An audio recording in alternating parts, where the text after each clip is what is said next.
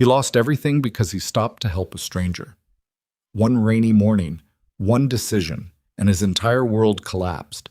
Nathan Cross had no idea that the pregnant woman standing on the side of the road in that pounding storm, the one nobody else stopped for, was the same person who owned the company he worked for. He didn't see a billionaire. He saw someone who needed help. So he stopped. That single act of decency cost him his job, his income, and nearly his faith in everything he'd built. But it was also the moment that would change his life forever.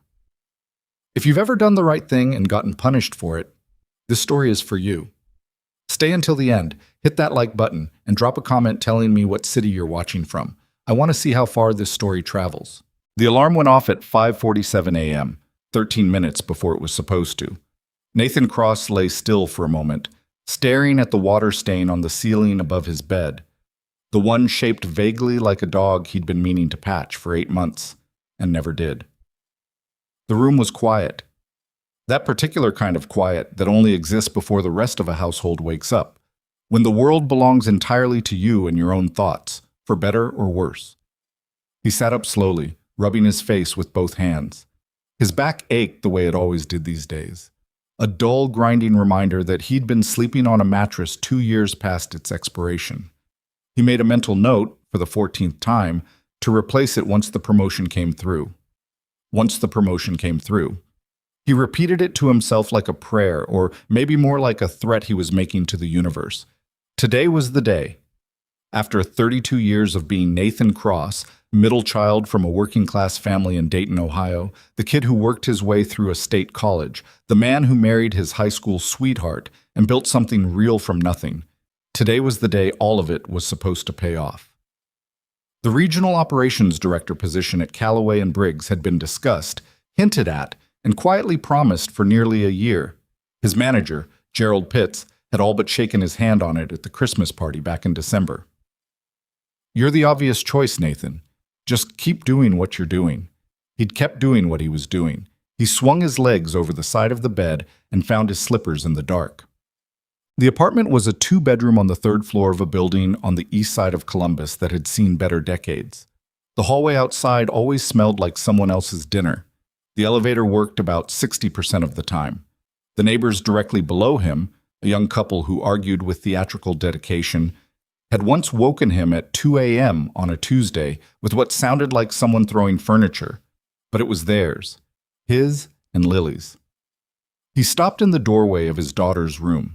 Lily Cross, 7 years old, was sleeping in the exact same position she'd been in when he checked on her at midnight, flat on her back, arms spread wide like she'd been dropped from a great height and simply accepted it. Her mouth was slightly open, her hair was everywhere. One sock was on, the other had apparently fled in the night and was somewhere near the foot of the bed. Nathan leaned against the doorframe and watched her for a moment. She looked so much like Claire. He'd stopped fighting that observation a long time ago. In the beginning, after Claire died, looking at Lily too long had felt like pressing on a bruise, painful in a way that was almost involuntary, almost physiological. Now it just felt like something he carried, a weight he'd made peace with because he didn't have any other choice. Claire had been 29 when the aneurysm took her. No warning, no lead-up. She'd been laughing at something on television, and then she wasn't. The doctors used words like massive and instantaneous, and Nathan had stood in that hospital hallway in the same clothes he'd worn to work that morning, holding his 4-year-old daughter's hand, and understood that his life had just been split into 2 separate countries, the before and the after. That was 3 years ago. He closed Lily's door quietly and went to make coffee. The rain started around 6:30. Nathan heard it before he saw it, a low hiss that built into something harder and more insistent against the kitchen window. He stood at the counter in his undershirt and slacks, eating a piece of toast over the sink because the table was covered in Lily's art supplies, and he hadn't gotten around to clearing it yet, watching the water streak down the glass. He checked his phone. His calendar notification read 9 a.m., Director Review Meeting, Conference Room B, Gerald Pitts. He had the suit ready. The good one. Charcoal gray. The one Claire had picked out for his friend Marcus's wedding 6 years ago, and which still fit if he didn't breathe too deeply. He'd gotten his shoes resoled last week, $10 at the little repair shop on Fenton Street run by an elderly Vietnamese man who worked in complete silence and did immaculate work. He'd prepared talking points. He'd reviewed the departmental metrics. He'd done everything right. Nathan Cross did not leave things to chance. He couldn't afford to. He went to wake Lily. "Protect. I don't want oatmeal," she said without opening her eyes. "Good morning to you too." "I want the dinosaur eggs." "We're out of the dinosaur eggs." One eye opened. It regarded him with considerable suspicion.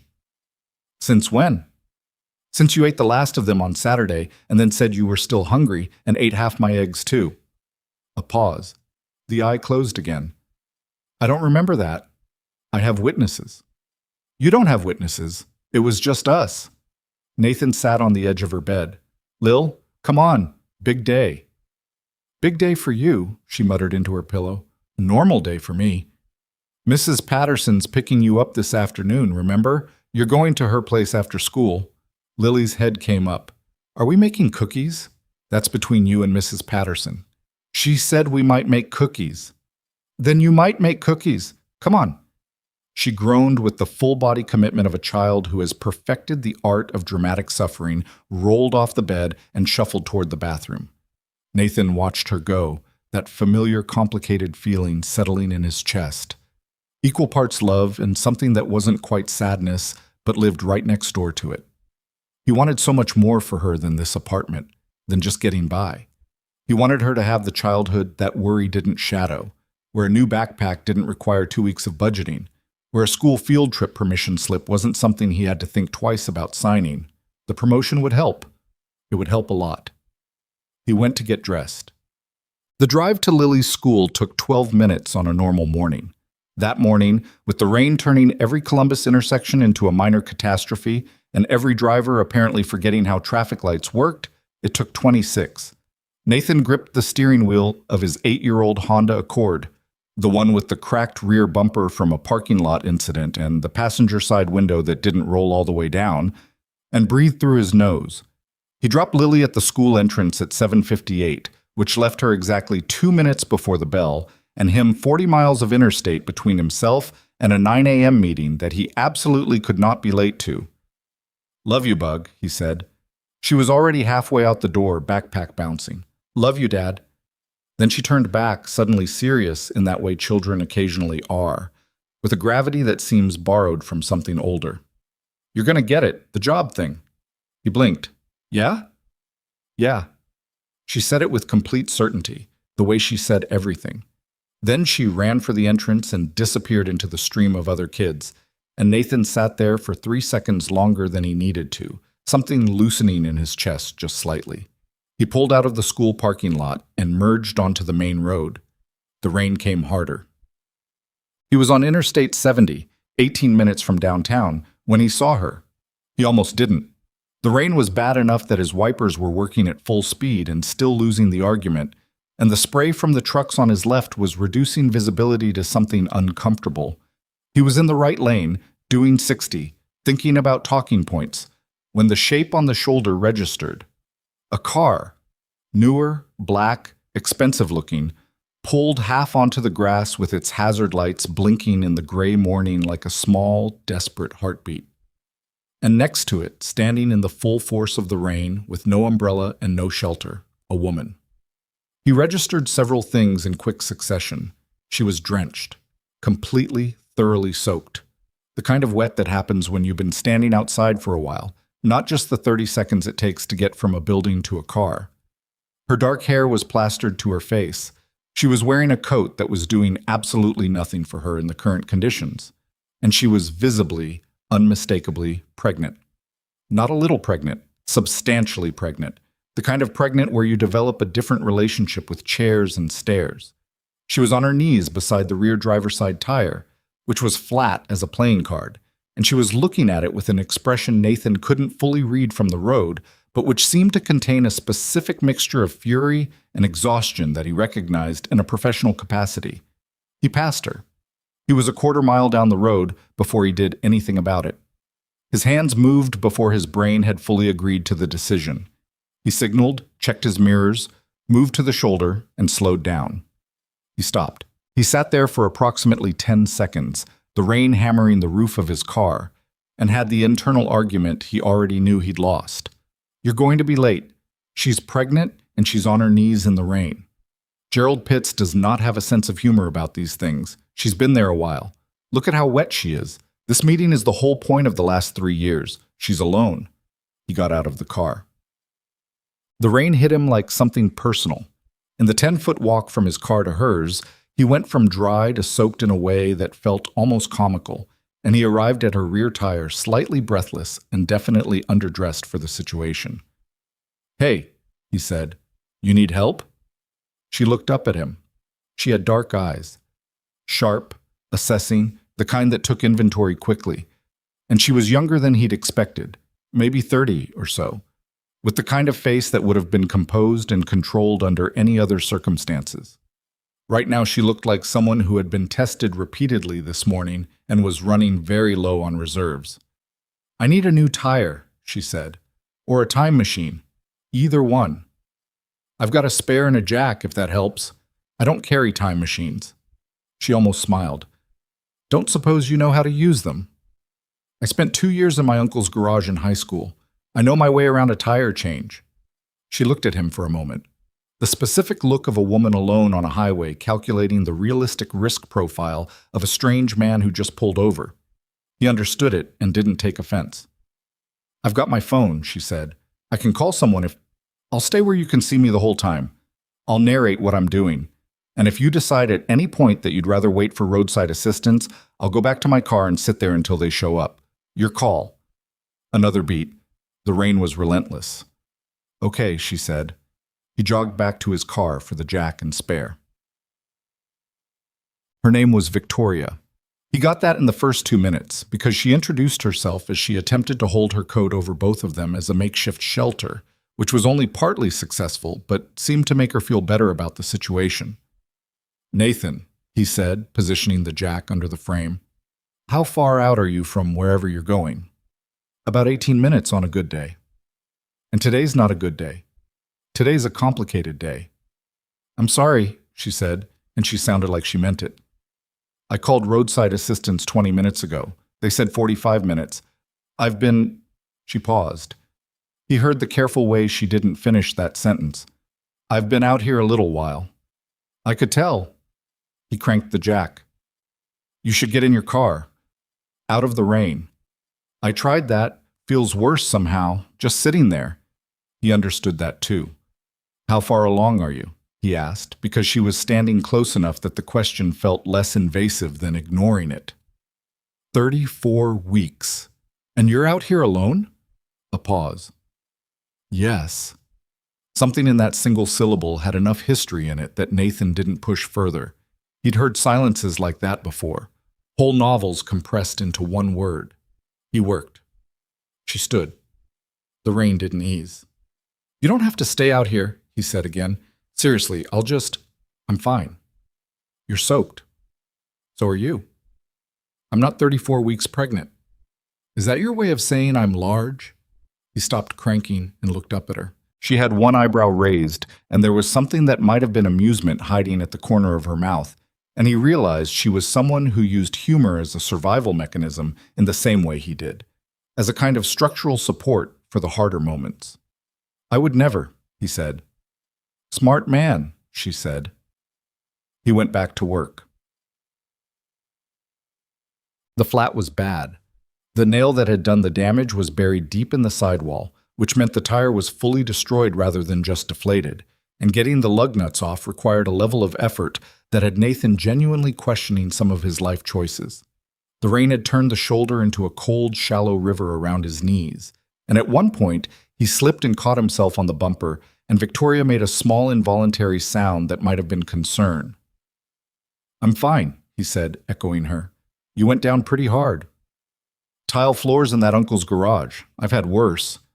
He got the nuts off, got the flat separated, started maneuvering the spare into place. He checked his watch without meaning to. It was a habit, involuntary as breathing, and saw 8:41 a.m. He had 19 minutes. He was 40 minutes away. He felt the number land in his chest with a particular kind of weight. He kept moving. "You checked your watch," Victoria said. Old habit. You're late. I'll figure it out. What's the meeting?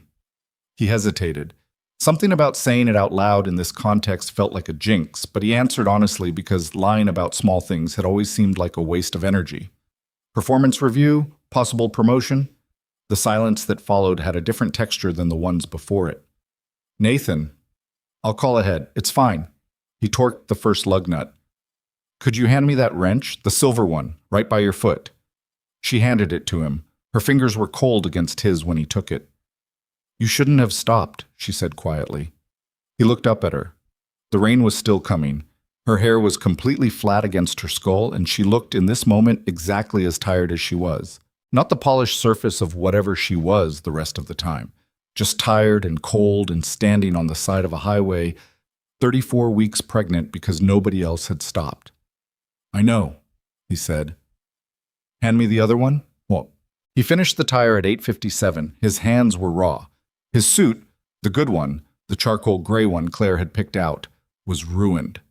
The knees were dark with road grime and whatever the shoulder of Interstate 70 accumulated during rainstorms, and his shirt had soaked through entirely. He looked like a man who had lost a fight with weather conditions, which was more or less accurate. He lowered the jack, checked the torque on the nuts, put the flat in her trunk carefully because it was heavy, and he didn't want her trying to manage it. That should get you to a tire shop, he said. Don't drive it more than you have to. Spare's rated for lower speeds. Victoria was looking at him with an expression he couldn't fully categorize, something careful and assessing, but with something else underneath it that he didn't have time to read. Thank you, she said. Genuinely. Don't mention it. Can I? She reached for her bag, which was in the back seat. Let me at least... No, he said, firmly but not unkindly. Please, I didn't stop for that. Then why did you stop? He picked up his jack and looked at her for a second. Because you were out here alone. He walked back to his car. He called Gerald Pitts' office at 9:04 while doing 78 miles an hour on the interstate in the rain with his phone on speaker and his soaked jacket spread across the passenger seat. The call went to voicemail. He called the front desk. Callaway and Briggs, how can I direct your call? This is Nathan Cross. I need to reach Gerald Pitts. I have a 9 o'clock with him and I'm running late due to an emergency on the highway. Can you let him know I'm about 25 minutes out and I'm on my way? One moment, Mr. Cross. He waited. Mister, Pitts says he's aware of the time. Can you tell him I'm coming? He says he's aware of the time, Mr. Cross. Nathan closed his eyes briefly, opened them again. Okay, thank you. He drove. He arrived at Callaway and Briggs at 9:31. The building was a 12-story glass and steel structure in the downtown Columbus business district, the kind of building that communicated wealth and reliability through its architecture. Nathan had worked there for 6 years. He knew every security guard by name. He knew which elevator was the slow one and which break room coffee was drinkable and which wasn't. He'd given more of himself to that building than he'd given to most relationships in his adult life. He came through the glass doors looking like he'd been through something. The receptionist at the front desk, a young woman named Diane who'd always been friendly to him, looked up and her face did something complicated when she saw him. Mr. Cross, Mr. Pitts asked to see you in conference room B as soon as you arrived. Thanks, Diane. He took the stairs. The faster elevator had a crowd in it, and he couldn't stand the idea of small talk. Gerald Pitts was not alone in conference room B. That was the first thing Nathan registered when he pushed open the glass door. The presence of 2 additional people he didn't recognize, both in suits, both with the particular stillness of people who are there to observe rather than participate. There was a woman from Human Resources named Sandra Keel, whom Nathan knew vaguely and had always found difficult to read. And there was Gerald himself, seated at the head of the table with his hands flat on the surface in front of him and an expression that Nathan had only seen once before, at the termination meeting for a project manager named Doug 2 years ago. His stomach dropped. Not metaphorically, actually physically dropped, the way it does when an elevator descends faster than expected. Nathan. Gerald didn't stand. Close the door. Nathan closed the door. He remained standing. Sitting suddenly felt like the wrong instinct. I'm sorry I'm late, he said. There was an emergency on... Sit down. The tone stopped him. Gerald Pitt spoke in a particular register when things were transactional and another when things were personal, and this was neither. This was something else. This was a man who had rehearsed what he was about to say. Nathan sat. The 9 o'clock meeting wasn't a performance review, Gerald said. There is no promotion review. The room was very quiet. Nathan heard his own breathing. The position has been filled internally, effective this week. Gerald's hands were still flat on the table. He wasn't looking at Nathan directly. That particular cowardice of the man making a decision about someone else's life who can't quite meet their eyes while doing it. We've also been reviewing your departmental outputs for the last 2 quarters, and there are some concerns about your overall engagement and prioritization. Gerald, Nathan kept his voice level with effort. What is this? We're restructuring the team. Your position. My position. Nathan's voice stayed flat. Just flat. You're talking about eliminating my position. We're restructuring after 6 years. Not a question. After 6 years, Gerald, the HR woman, Sandra, interjected in that specific tone HR people use when they want to make a procedure sound like compassion. Nathan, if you'll let us walk you through the specifics of your severance package, I want to hear him say it, Nathan said. Gerald's jaw tightened. You're being let go, Nathan. Effective today. The words hit the air and stayed there. Nathan looked at the man he'd reported to for 4 of his 6 years at this company. The man who'd shaken his hand at the Christmas party, who'd said, you're the obvious choice, who'd said, just keep doing what you're doing. He looked at Gerald Pitts and understood, with the particular clarity that comes from having no more illusions to maintain, exactly what kind of man he was dealing with. He said nothing for a long moment. Then, is this about this morning? About being late? Nathan, because I pulled over to change a tire for a pregnant woman on the highway. She'd been standing in the rain for 20 minutes and nobody stopped. I called ahead. I explained this isn't about this morning. Then what is it about? Because 3 months ago you told me this position was mine. Gerald's expression shifted, a subtle defensive tightening, the look of a man who has been caught in a version of dishonesty he's been telling himself is acceptable. Circumstances change, priorities shift. We need someone who can commit fully to the demands of, I have committed fully. Nathan's voice, to his own surprise, didn't crack. It came out quiet and direct and completely steady. For 6 years, while raising my daughter alone, while managing 3 different departmental restructures, I have never missed a deadline. I have never come to you with a problem I didn't have a solution for. I have been... He stopped, breathed. I have given this company everything I had. The room was still. Gerald looked at the table. Nathan stood up. He was not going to sit while they processed his exit paperwork. He was not going to perform composure for this man's benefit. He was going to stand and he was going to leave and he was going to figure out the rest later. I'll need your badge and any company property, Sandra began. He set his badge on the table without being asked, took his personal phone out of his pocket, left the company-issued one next to the badge. He looked at Gerald one more time. I hope it was worth it, Nathan said. Whatever this was really about. Gerald said nothing. Nathan walked out. He took the stairs down. 12 floors, alone in the stairwell, his footsteps echoing on concrete. He wasn't sure exactly when he'd decided on the stairs. Some instinct about not being watched, not being in a small enclosed space with other people, not having to perform okayness for the duration of an elevator ride. He pushed out through the lobby door into the rain. It was still raining. Of course it was. He stood on the sidewalk outside Callaway and Briggs for what might have been 30 seconds or 3 minutes.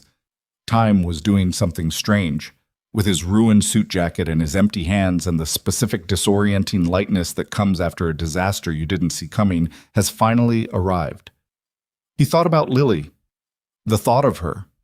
Not as a concept, not as a worry, but specifically her, Lily, with one sock on, telling him with complete certainty you're going to get it, hit him somewhere behind the sternum, and he stood very still and let it pass through him. He had $43 in his wallet. He had a car that needed new brakes. He had a lease due in 11 days. He had a 7-year-old daughter who ate dinosaur eggs for breakfast when they had them and oatmeal when they didn't, who made his bed when she noticed he hadn't, who told him with the confidence of someone who didn't know about odds that he was going to be okay. He walked to his car. He sat in the driver's seat in the parking garage and let the silence settle around him. And he did not fall apart. He wanted to. He sat with the wanting and didn't give in to it, because falling apart was something that happened when you had someone to put you back together, and Nathan Cross had learned to be careful about that particular luxury. After a while, he started the car. He had a daughter to pick up at 3:15, and he was going to be there. That, for now, was enough to keep moving toward. He didn't call anyone that afternoon. Not his mother, who would worry loudly and catastrophically. Not his friend Marcus, who would be furious on his behalf in a way that would require Nathan to manage Marcus's anger instead of his own. He didn't call anyone. He drove to the park near their apartment, Riverside Park, where the creek ran brown and swollen with the rain. And he sat on a bench under a tree that was mostly keeping the weather off him, and he thought. He thought about the last 6 years, about the hours he'd put in, about the Friday nights he'd stayed late, the vacation days he hadn't taken, the Saturday mornings he'd logged in from home while Lily watched cartoons and drew pictures at the kitchen table. He thought about Gerald Pitt's hands flat on the conference table and the way the man couldn't hold eye contact. He thought about Victoria, on her knees in the rain, looking at a flat tire with the expression of someone who had run out of reserves. The thought arrived quietly, without drama. She still would have been there if I hadn't stopped. Just that. He'd stopped. She'd been helped. Whatever happened to Nathan Cross after that, whatever the cost, she had not spent another 45 minutes alone on the side of that highway at 34 weeks pregnant. He didn't know why that mattered to think about right now. It just did. He sat until the rain finally slowed and then stopped, and the park smelled like wet earth and something faintly green, and he looked at the creek running past and thought, okay, what next? Not resigned, not hopeful exactly, just what next? The only functional question. He picked Lily up at 3:15. She ran out of the building carrying a container of sugar cookies with rainbow sprinkles, because apparently Mrs. Patterson had come through on her promise, and she held them up like a trophy and said, "I saved you 3." And Nathan looked at his daughter standing in the post-rain light with her slightly crooked ponytail and her gap-toothed smile and 3 sugar cookies, and he thought, I am going to be okay. He said, I got laid off today. She looked at him, processed it. The job thing didn't work out? No, Bug. It didn't. She thought about this for a moment, then, are we still going to be okay? Yeah, he said, we're still going to be okay. She held out the container. You can have 4 cookies if you want. I thought you saved me 3. I'm upgrading you, special circumstances. He took the container. She took his hand. They walked to the car together in the cooling air, and Nathan Cross carried the ruin of the day he'd been working toward for 3 years, and his daughter's hand in his, and a container of sugar cookies. And somehow all 3 of those things at once felt like exactly enough to take the next step forward. He just couldn't see yet where that step was leading. The first week after losing his job, Nathan kept waking up at 5:47 a.m. Not because of an alarm. The alarm was off. He'd turned it off that first night with a kind of grim finality, the way you remove a bandage that's no longer needed. But his body didn't get the message. 3 years of the same routine had baked itself into his biology. And so every morning at 5:47, he opened his eyes to the water-stained ceiling and lay there in the specific silence of a man with nowhere to be, and waited for his chest to stop feeling like it was full of wet concrete. He applied for unemployment benefits on a Wednesday. The form took 40 minutes and asked questions that felt designed to remind you exactly how far you'd fallen and in what specific increments. He submitted it, closed his laptop, made coffee, and sat at the kitchen table surrounded by Lily's art supplies, the ones he'd still not cleared, and looked at nothing for a while. The math was not good. It was not catastrophic yet, but it was moving in that direction with quiet determination. He had savings. Not much, but some, the result of years of careful, joyless budgeting. He had the unemployment coming, eventually. He had the severance, which amounted to 6 weeks of pay and which Gerald Pitts' HR department had processed with the cheerful efficiency of people who do this kind of thing regularly. 6 weeks. after 6 years. He did not call Gerald Pitts. He wanted to, a few times in the first few days, not to argue, not to beg, but to ask the question he hadn't been able to ask in that conference room because he'd been too focused on holding himself together. Why, really? What had actually happened? Because the story Gerald had told about restructuring and priorities and engagement didn't add up. Nathan had been too good at his job for that story to be true, and he knew it, and the knowing sat in him like a splinter he couldn't reach. But he didn't call, because calling would mean giving Gerald Pitts more of his time, and Nathan had already given that man 6 years. He was done. He made a spreadsheet instead. It was what he did when things felt uncontrollable. He organized. He mapped out his expenses, his timeline, his realistic job search radius. He updated his resume for the first time in 6 years and winced at how long certain sections were and how thin others were. He made a list of contacts. He sent LinkedIn messages with the specific miserable politeness of someone asking for help in a professional register, because asking for help in any other register felt too exposed. Most people responded warmly. A few forwarded his information somewhere. Nothing materialized. By the end of the second week, Lily had figured out that something was wrong in the way children figure things out. Not through direct information, but through the accumulation of small observations. Dad was home when she got home from school. Dad was on his laptop a lot, but not in the focused way he was usually on his laptop. Dad made dinner every night now instead of picking up food on Fridays. Dad's laugh was a half-second slower than usual. She didn't ask directly. She started leaving drawings on his desk. Little ones. A house, a dog they didn't have, stick figures he understood to be the two of them.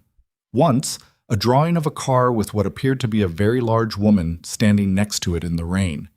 He looked at that one for a long time before setting it aside face down in a way he hoped she wouldn't notice.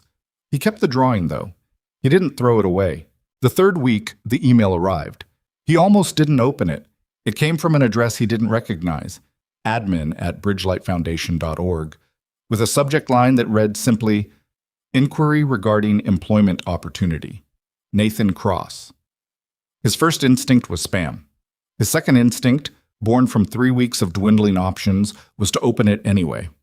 It was brief, professionally written, oddly formal for an email, the kind of language that had been chosen carefully rather than dashed off. It said that Bridgelight Foundation, a nonprofit organization focused on workforce development and family stability programs in the greater Ohio area, was in the process of filling a director of community operations position. It said that his name had come to their attention through a mutual contact who wished to remain anonymous, and that based on his background and reputation, they believed he might be an exceptional candidate. It invited him to contact their hiring coordinator to arrange an initial conversation. He read it twice. Then he read it a third time, more slowly, specifically looking for the part that was too good to be true. He found it suspicious that the contact was anonymous. He found the timing, exactly 3 weeks after his firing, coincidental in a way that made him uncomfortable. He looked up Bridgelight Foundation and found that it was real, registered, with a functional website, and a board of directors and a portfolio of programs that were, by any reasonable measure, doing exactly what they claimed to be doing. He sat with it for 2 hours. Then he called the number on the website, not the one in the email, the one on the public site because he was careful like that, and asked to speak with their hiring coordinator and confirm that yes, they had sent an inquiry to a Nathan Cross regarding the Director of Community Operations role, and yes, they were actively filling the position, and yes, they would very much like to set up a time to speak with him. He hung up. He sat at his kitchen table in the apartment that smelled like someone else's dinner and looked at the stack of Lily's drawings near his elbow and felt something shift in the tight coil of anxiety that had been living in his chest for 3 weeks. Not hope exactly. He'd learned to be careful with hope, which could turn on you quickly. But something adjacent to it. A door that hadn't been there before, standing slightly open. He emailed back and asked for an interview. The interview was at a building on the north side of Columbus that was nothing like Callaway and Briggs. A converted brick warehouse, 3 stories, with a community garden on the south side that was doing ambitious things with the spring weather, and a lobby that had actual people in it, talking to actual other people, about things that appeared to matter. Nathan sat in the waiting area and watched a woman at the front desk help a man fill out paperwork with the patience of someone who understood that the man was struggling and did not feel the need to perform impatience about it. He noticed that. The patience. His interview was with a woman named Dr. Renata Marsh, the foundation's executive director, who was 60-something, small, with reading glasses she kept taking off and putting back on, and the kind of attention that made you feel like what you were saying was being actually processed rather than politely received. She asked him questions that were not the questions he'd prepared for. Not where do you see yourself in 5 years or describe your greatest weakness, the standard theater of hiring processes. She asked him what he thought workforce development programs got wrong most often. She asked him about a time when he'd made a decision that cost him something. She asked him what kind of manager he'd been and waited through a long enough pause that he understood she was actually waiting for a real answer. He gave her one. I was good at the technical parts, he said. The metrics, the processes, the efficiency stuff. I was probably a B+ at the human parts. I had people on my team who I understood well and people I didn't bother to understand well enough because they were hitting their numbers and I was busy. I think I could have been better at that. Dr. Marsh looked at him over her reading glasses.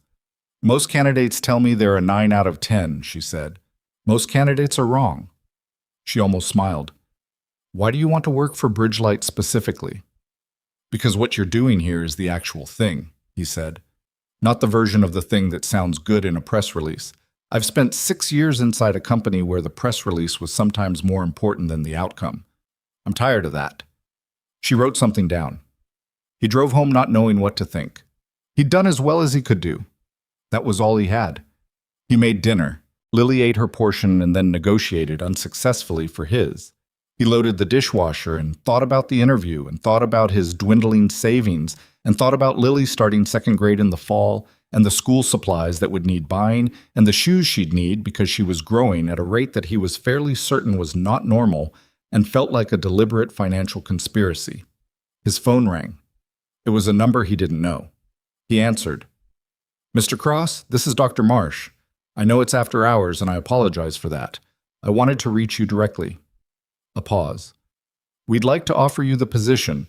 I can have the formal offer letter to you by tomorrow morning, but I didn't want to make you wait over the weekend. Nathan sat down on the couch. Lily was in the other room and he could hear her talking to her stuffed animals in the specific authoritative voice she used when she was running some kind of scenario involving them. I appreciate that, he said carefully. I'll send you the details tonight. Take the weekend. Look it over. But I want you to know, and I don't say this to every candidate we make an offer to, we think you're the right person for this, not just on paper. He said thank you. He said he'd look at the offer over the weekend. He said he'd be in touch Monday. He hung up. He stayed on the couch for a while. The salary in the offer letter, when he received it 40 minutes later, was more than he'd made at Callaway and Briggs, significantly more, with benefits that were better, with a structure and a mission that were completely different from anything he'd done before. He read the letter 3 times. He checked the foundation's financials, which were public, because he was careful like that. He checked their programs, their outcomes, their board. He slept badly that weekend, not because he was worried, but because his mind wouldn't stop turning the whole thing over, examining it from different angles, looking for the catch. He couldn't find one. He was going to call Marcus that Sunday to talk it through, because Marcus was the person he talked things through with, had been since they were 14 years old sharing a lunch table at Lincoln Middle School in Dayton. He was composing that call in his head, the way you rehearse conversations with people who know you well, when a different thought arrived and interrupted everything. The anonymous contact. He'd let it sit in the back of his mind since the first email, filed under things to figure out eventually, and now it surfaced. Who had sent his name to Bridgelight? It wasn't anyone from Callaway and Briggs. That much seemed obvious. He hadn't been networking, hadn't been in conversations with other organizations. His LinkedIn had been relatively quiet. Who had looked at Nathan Cross, 3 weeks unemployed, single father, ex-operations manager from a mid-sized corporate firm, and thought, this is the person for this job? He didn't know. He accepted the offer on Monday morning. He called Dr. Marsh, told her he was in, and she said good, with the brevity of someone who had already moved on to the logistics of it, which he found reassuring rather than cold. He started the following week. What happened 3 weeks into that new job rearranged everything. It started with a company name. He was in the break room on a Thursday afternoon making his second cup of coffee of the day, a habit he was trying to reduce to one and failing at consistently, when one of his new colleagues, a young man named Devin, who handled community outreach and who talked at a pace that suggested he was always running slightly late, mentioned offhand that one of the programs they'd been trying to expand had funding complications because of a holding company issue. "Which holding company?" Nathan asked, not particularly invested, just making conversation. "Ashbourne Group," Devin said, pouring hot water over his tea bag with the concentration of someone performing surgery. "They own, like, a significant piece of the funding infrastructure for half the corporate giving in this city." Weird situation. Usually they're pretty responsive, but there's been this whole internal thing happening with one of their subsidiaries. Nathan poured his coffee. "Ashbourne Group," he said. "Yeah, you know them?" "No," Nathan said. "Just the name." He went back to his desk. He opened a browser. He typed in Ashbourne Group, Columbus, Ohio. The website loaded cleanly. Corporate, restrained, the kind of design that communicated wealth without needing to announce it. He scrolled. Mission statement. Portfolio. Leadership. He clicked on leadership, and there she was. Victoria Ashbourne, 30 years old. Chief Executive Officer, Ashbourne Group. The photograph was professional, sharp light, controlled setting, the composed expression of someone accustomed to being photographed in professional contexts. Dark eyes, sharp, assessing, the kind of face that would have been composed and controlled under any other circumstances. Nathan Cross sat very still at his desk for approximately 10 seconds. Then he closed the browser, stood up, walked to the window at the end of his office that looked out over the community garden, and stood there with his hands in his pockets, working through the full architecture of what he'd just understood. Victoria, on the highway, 34 weeks pregnant, on her knees in the rain. Victoria Ashbourne, the owner of a corporate group that, according to a 30-second search, had subsidiaries across 6 industries and 3 states, who had stood next to him on the shoulder of Interstate 70 in a storm while he changed her tire and said thank you, genuinely, and looked at him like she was filing something away, who had, he now understood with bone-deep certainty, sent his name to Bridgelight Foundation. He stood at the window for a long time. Devin appeared in the doorway. "Hey, you good? You've got that look." "What look?" "The look like someone just told you something that doesn't fit anywhere." "I'm fine," Nathan said. "What did you need?" He didn't go looking for confirmation, not immediately. He was the kind of person who needed to sit with information before acting on it, turning it over until it settled into something he understood. What he understood, in those first few hours, was this. A woman he'd helped without expecting anything in return had helped him in return, without announcing it, without making it transactional, without waiting to be thanked. He understood also that Victoria Ashbourne owned the corporate group that controlled Callaway and Briggs. That second piece took a few more days to fully register in its implications. He found it in a trade publication, a dry piece of business journalism about Ashbourne Group's acquisition history that included Callaway and Briggs as a line item buried in the 3rd paragraph. He sat with that for longer. A billionaire had been stranded on a highway in the rain. Her employee, Nathan, had stopped to help her. And then days later, that same employee had been fired for arriving late to a meeting. He tried not to assume, he was careful about assumptions. But the sequence of events had a logic to it that was hard to ignore. He got confirmation the way he got most important information, indirectly, from someone who didn't realize they were confirming anything. He was having lunch with Devin and a program coordinator named Angela 2 weeks later when Angela mentioned the way you mention something you've heard from a reliable source but aren't entirely sure is public knowledge, that there had been some significant internal changes at a company she knew someone who worked at. "Callaway and Briggs?" Nathan said, carefully. Angela looked at him. "You know it?" "I used to work there." "Oh." She paused, recalibrating. "Then you might have heard.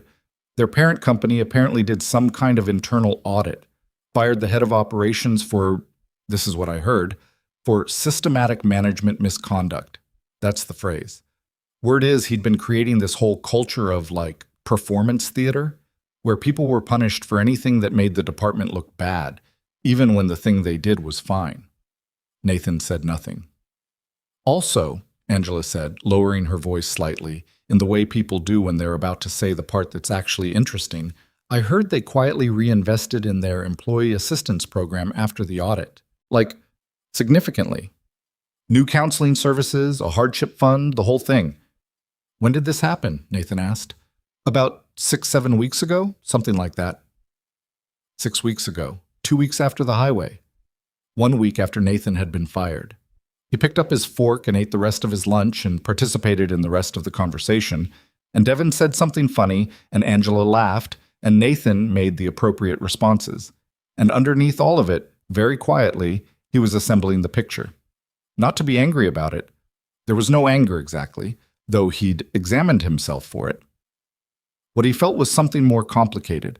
A woman who had seen what happened to the person who helped her, fired, dismissed, made an example of, and who had done something about it without making it about herself.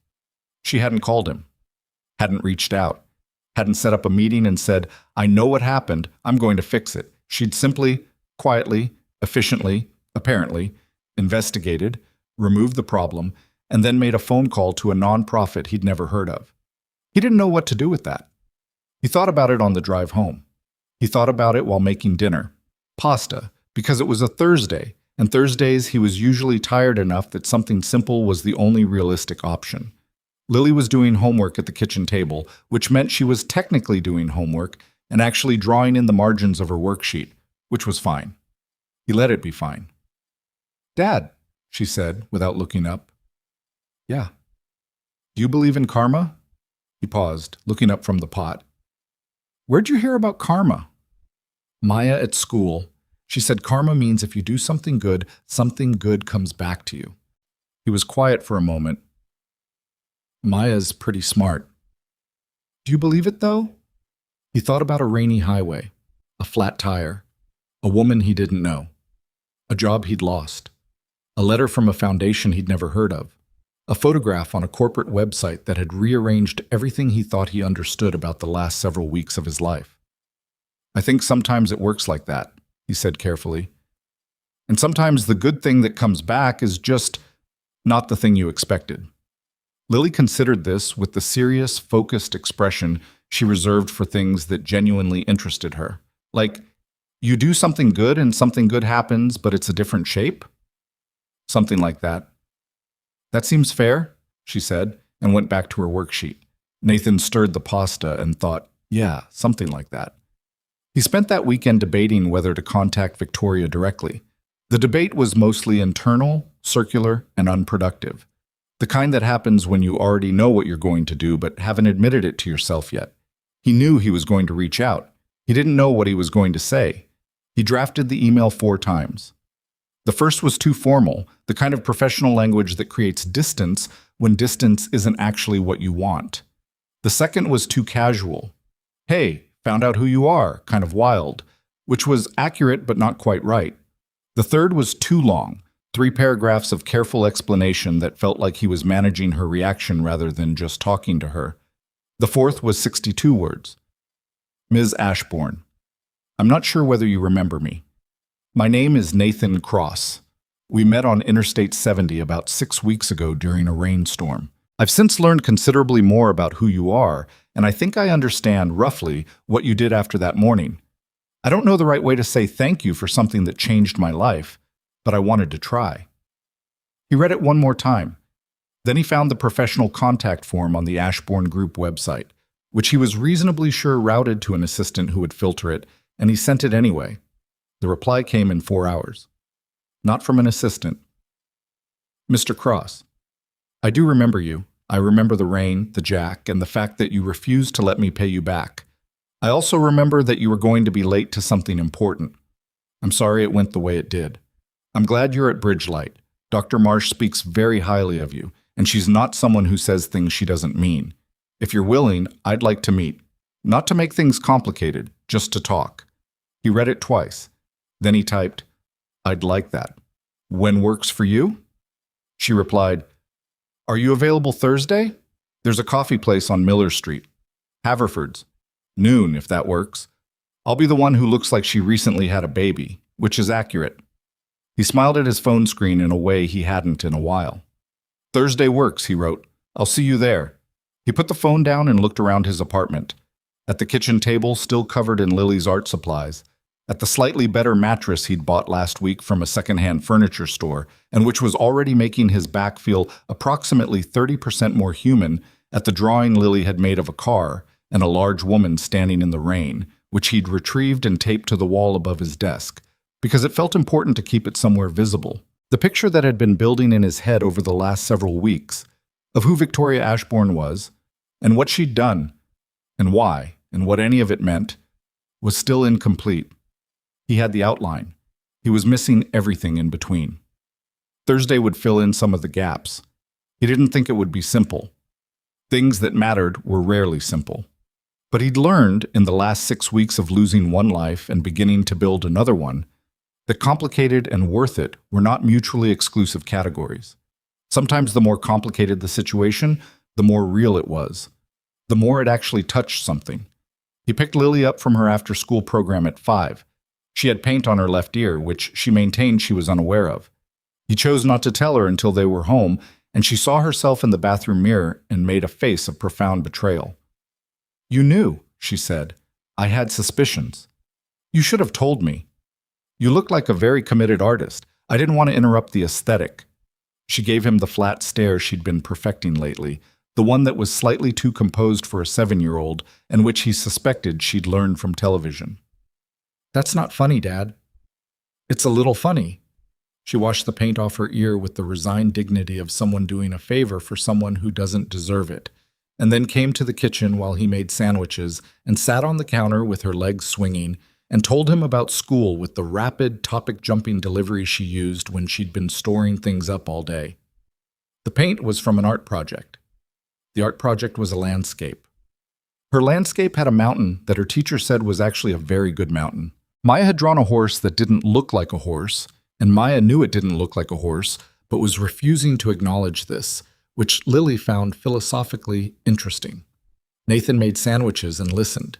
He made all the right responses in all the right places, the ones that encouraged her to keep going, and underneath it, he was doing what he always did, holding the ordinary, good smallness of his daughter's life alongside the larger things, feeling both of them at the same time.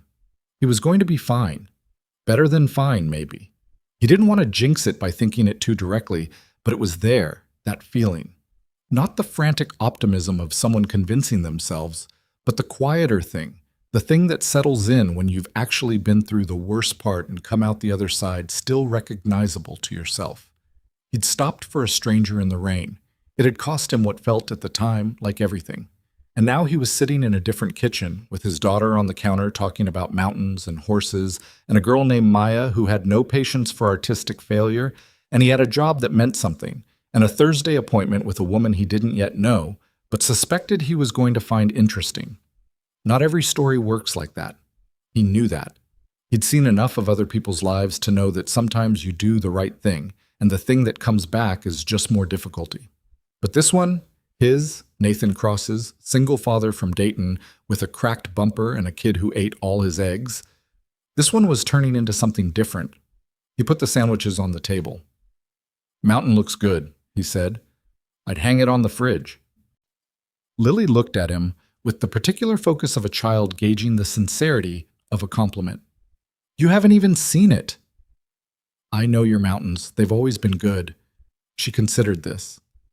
That's actually a nice thing to say. I have my moments.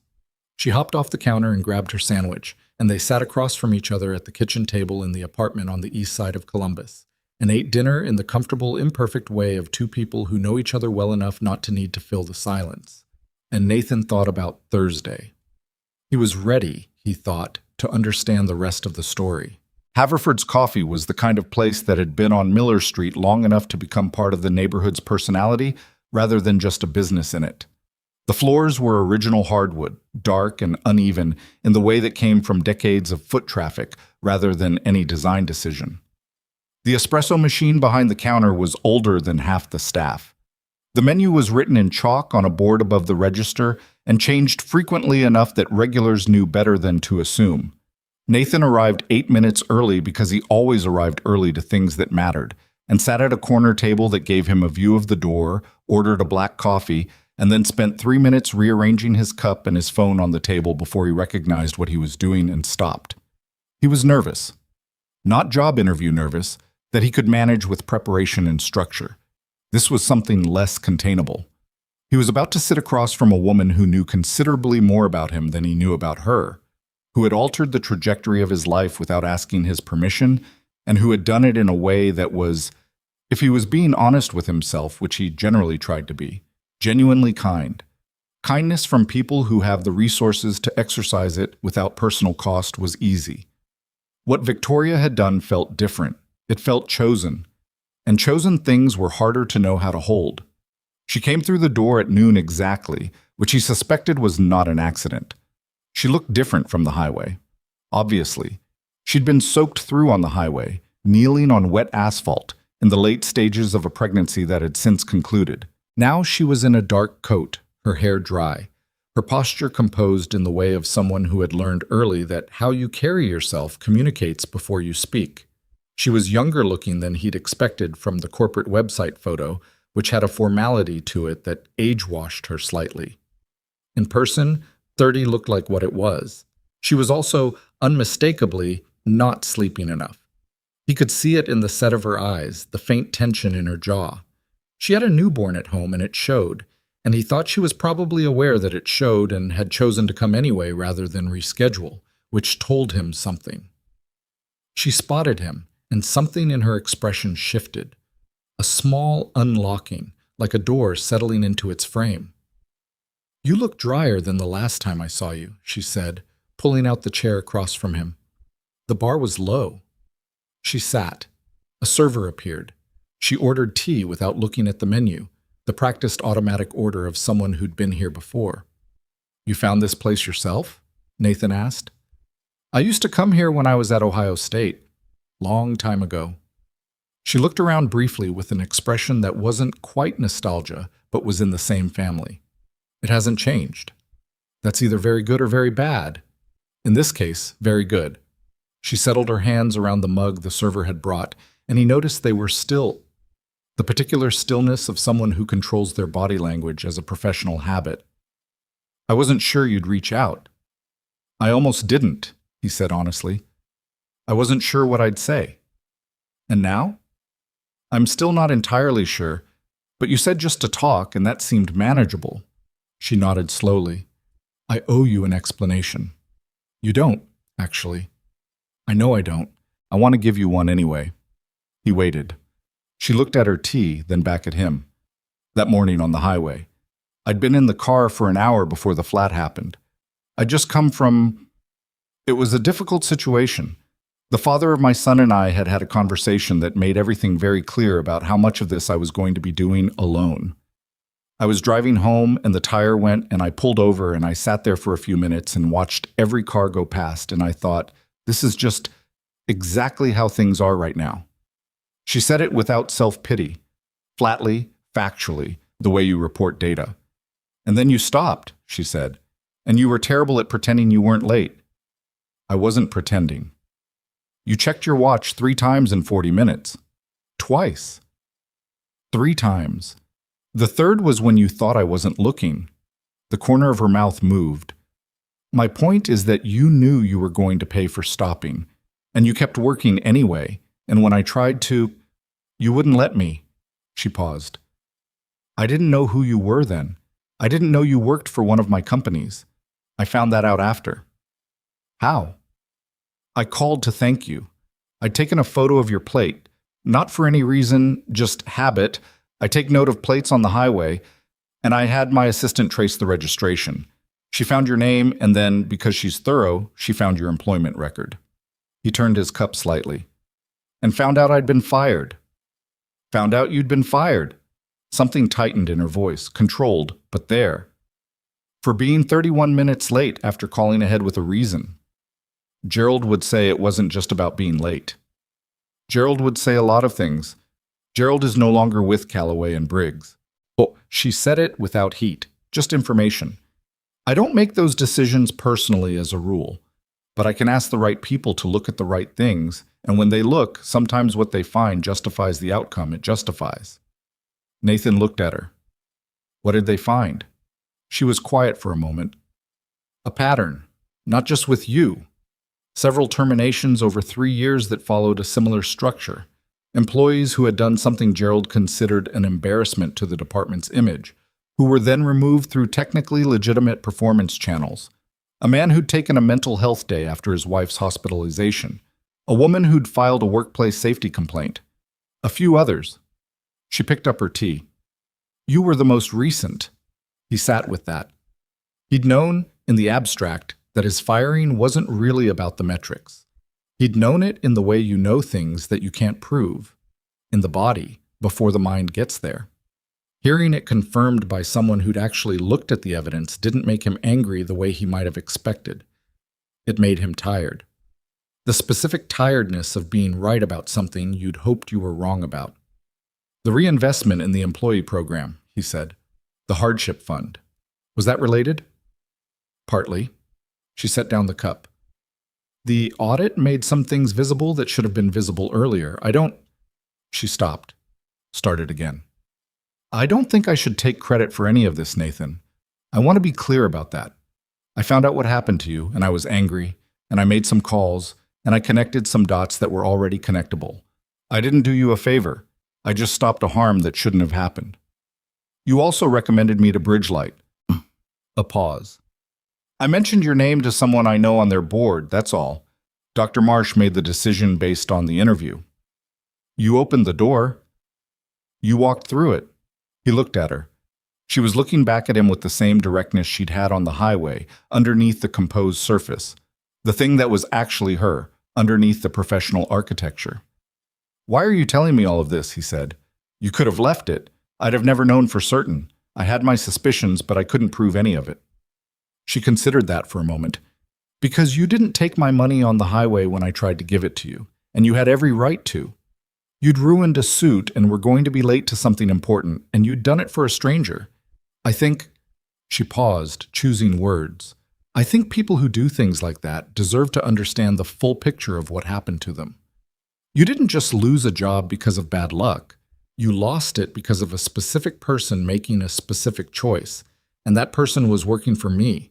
That's mine to own. The coffee shop moved around them. The sound of the espresso machine, a couple laughing at a table by the window, someone's phone buzzing, footsteps on the old floor. Nathan drank his coffee and looked at the woman across from him and thought about what it meant to own something, to not look away from it. How's your son? He asked. The shift in her expression was immediate and unguarded, the first fully uncontrolled thing he'd seen on her face. Something softened, but not in a weak way, in the way things soften when they're actually good. Complicated and loud and the best thing that's ever happened to me, she said. His name is James. He's been home 3 weeks and I've slept more than 4 hours exactly twice. That ratio improves. You say that with a lot of confidence. Lily slept through the night at 4 months. One day it just happened. I cried. You cried because she slept? Relief crying. It's a specific category. She laughed, a real one, sudden enough that she seemed slightly surprised by it herself. It changed her face considerably. I'll look forward to that.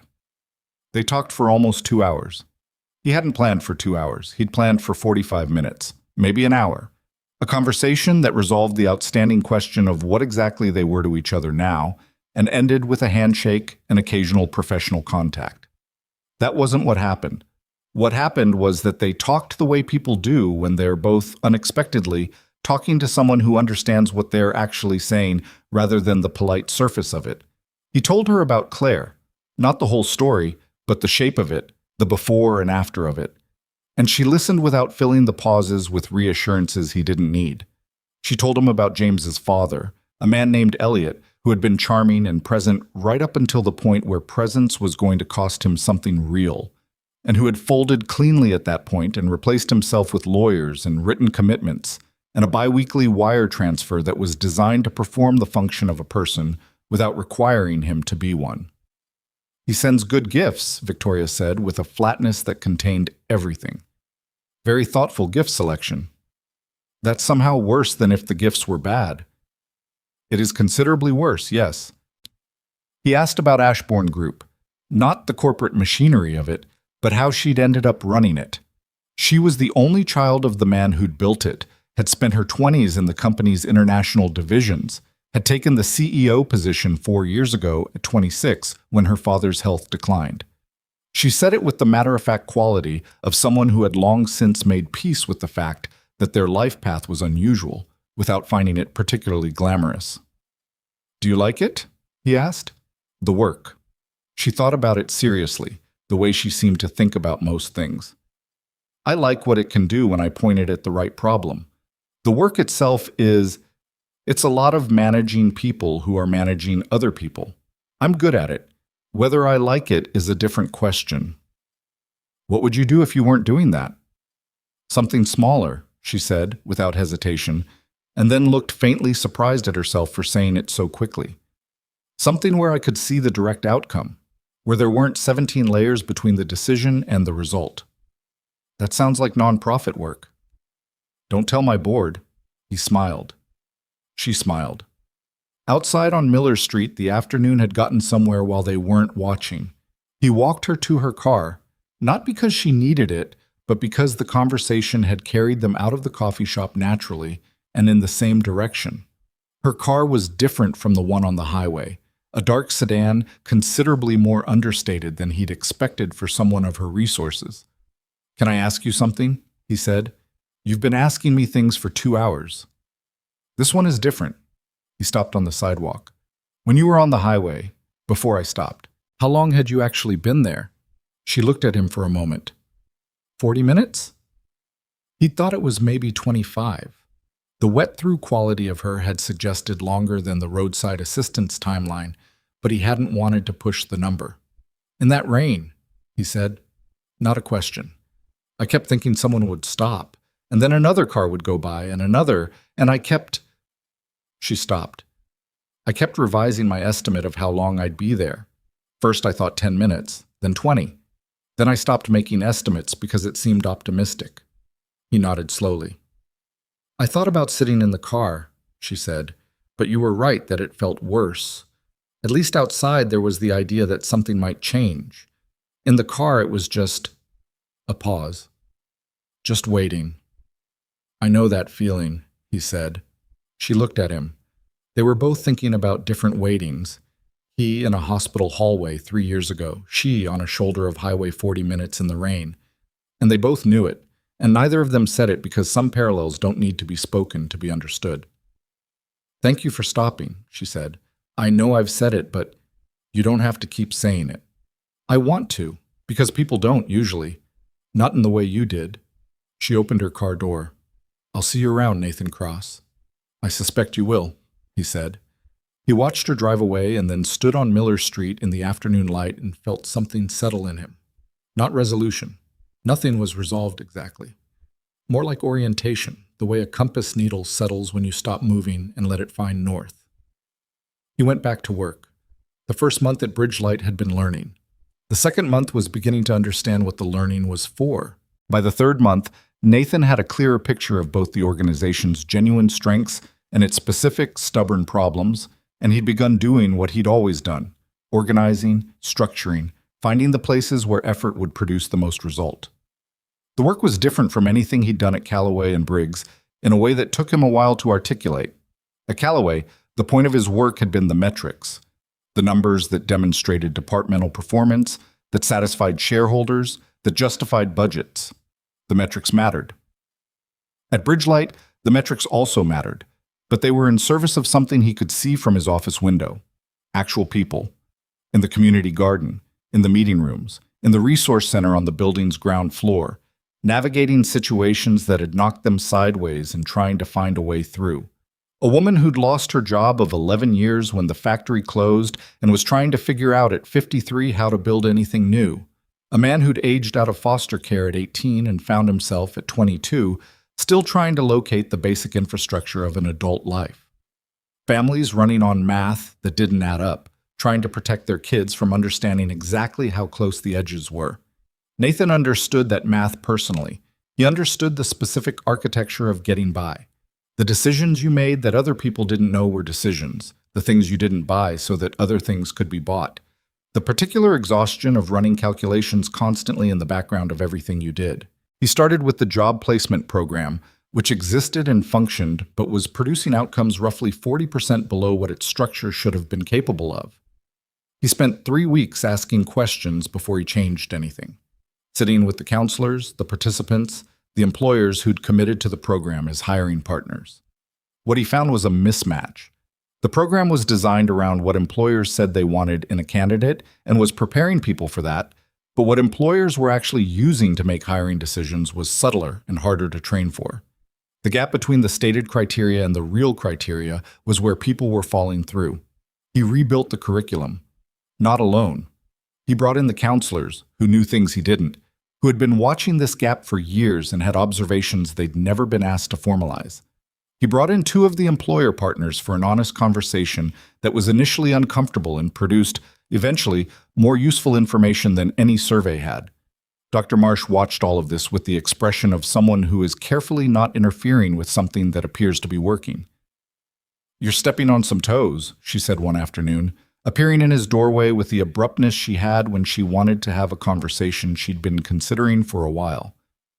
"Henderson in Development doesn't love that you went directly to the employer partners. Henderson in Development wasn't getting the information I needed. I know. I'm not telling you to stop. I'm telling you to bring Henderson in on the next conversation so he doesn't feel excluded, because then he'll be an obstacle instead of an asset." "Fair enough."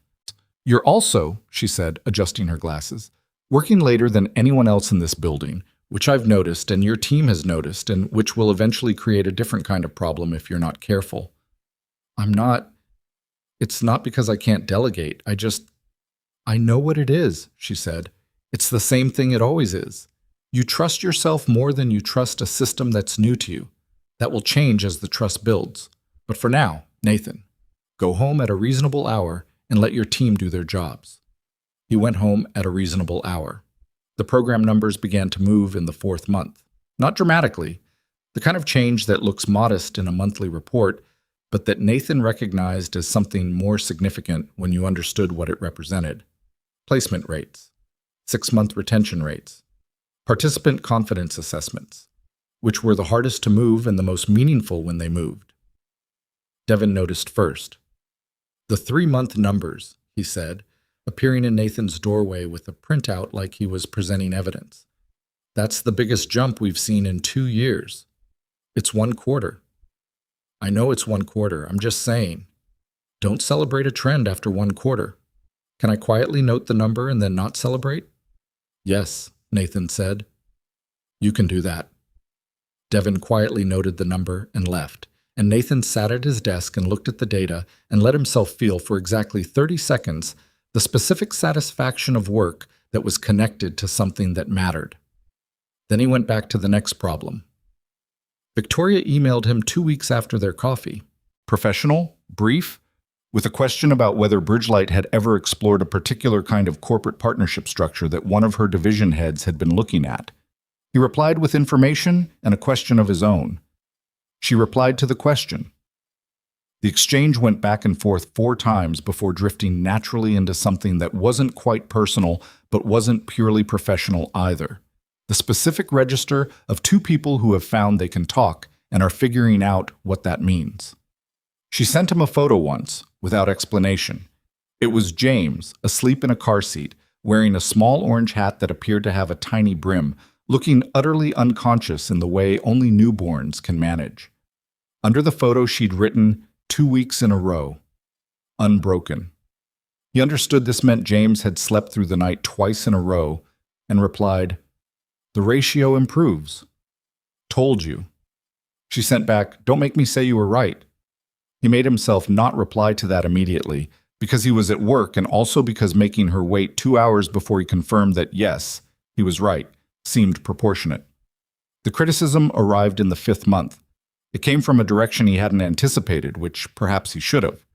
A profile piece about Bridgelight's recent results, one of the local business journals, a reasonably well-read publication, mentioned Nathan's role in the program improvements, and in the process of being thorough, mentioned that Victoria Ashbourne had recommended him for the position. The journalist framed it carefully, but the implication was structured into the sentence, Cross, who was connected to the foundation through Ashbourne Group's philanthropic network, has led several operational changes since joining in the spring. He read the piece at his kitchen table on a Saturday morning while Lily ate cereal across from him. The phrase connected to the foundation through Ashbourne Group's philanthropic network was doing a lot of work. It was technically accurate in the loosest possible sense while implying something considerably more convenient than the truth. By Monday, there was a comment thread on the publication's website. By Wednesday, someone with a local business news newsletter had run a sharper piece. Bridgelight's new director. Nonprofit merit or Billionaire's favor? By Thursday, Nathan had received 4 separate emails asking some version of the same question, and Dr. Marsh had appeared in his doorway again with a different expression than the one she usually wore. "You've seen it," she said.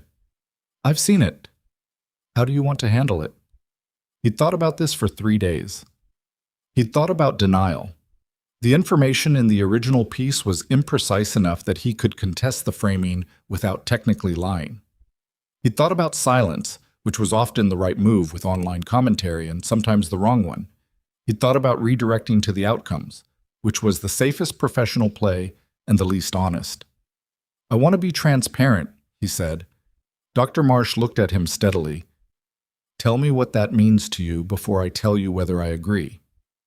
"It means acknowledging what actually happened, that I helped someone, that that person happened to be in a position to open a door, that I walked through the door on my own merit, and I believe that, and I think the numbers support it, but that the door was opened, and I'm not going to pretend it wasn't." He paused. "I think the alternative is worse. If I manage the narrative and it comes out later that I was managing it, the story becomes about the management, not the work." Silence. "And if you're transparent," Dr. Marsh said, "the story might still be about the connection instead of the work." "Might be, but at least it's the true version." She looked at him for a long moment. Then she took off her glasses and rubbed the bridge of her nose in a way that suggested she was tired and also probably agreed with him. "Draft what you want to say," she said. "I'll look at it before it goes anywhere." He wrote a statement, not a press release, not a carefully triangulated corporate document, but a clear account.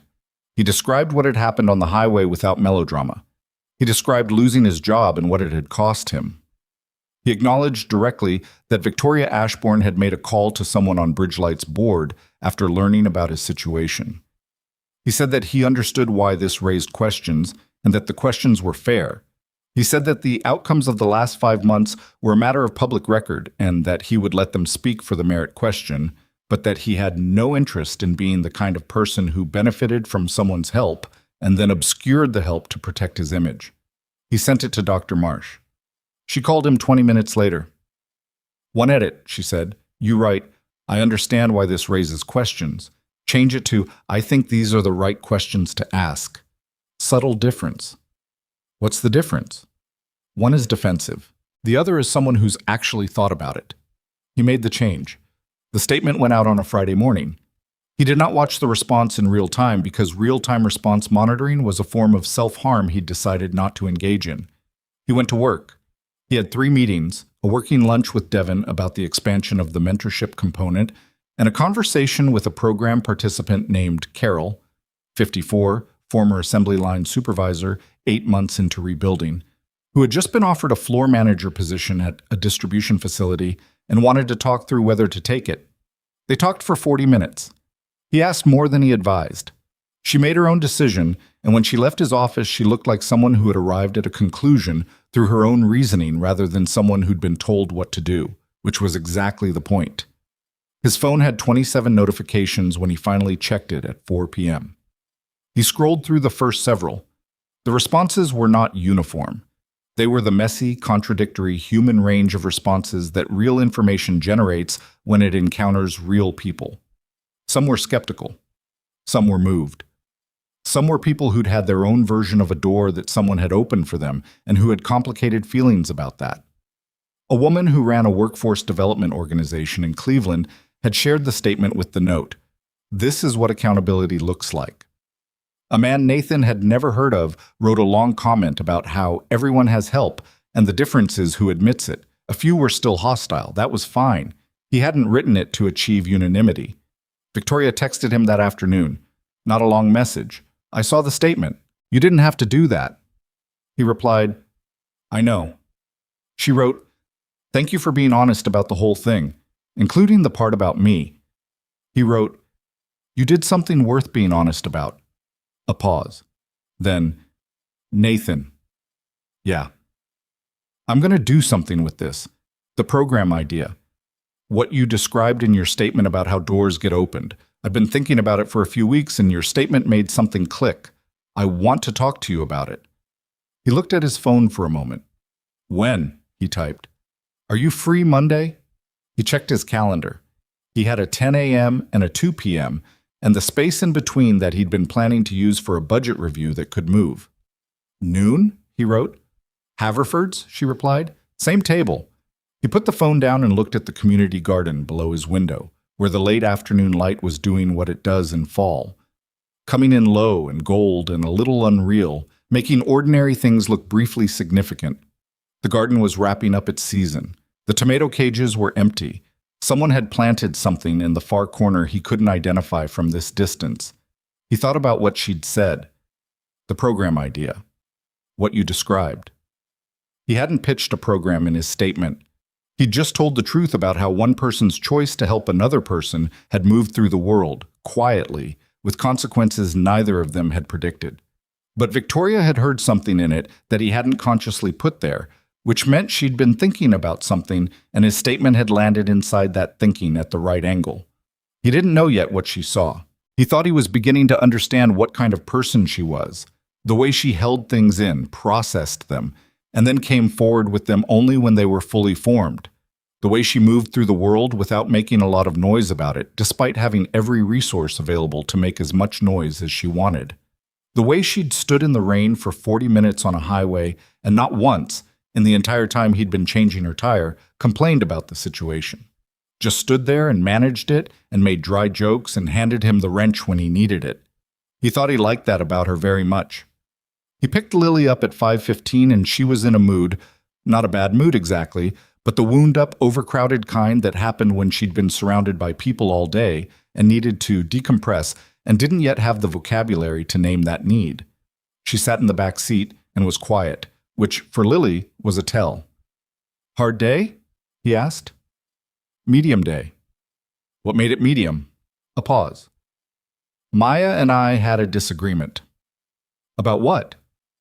About whether a whale is technically a fish. A whale is not technically a fish.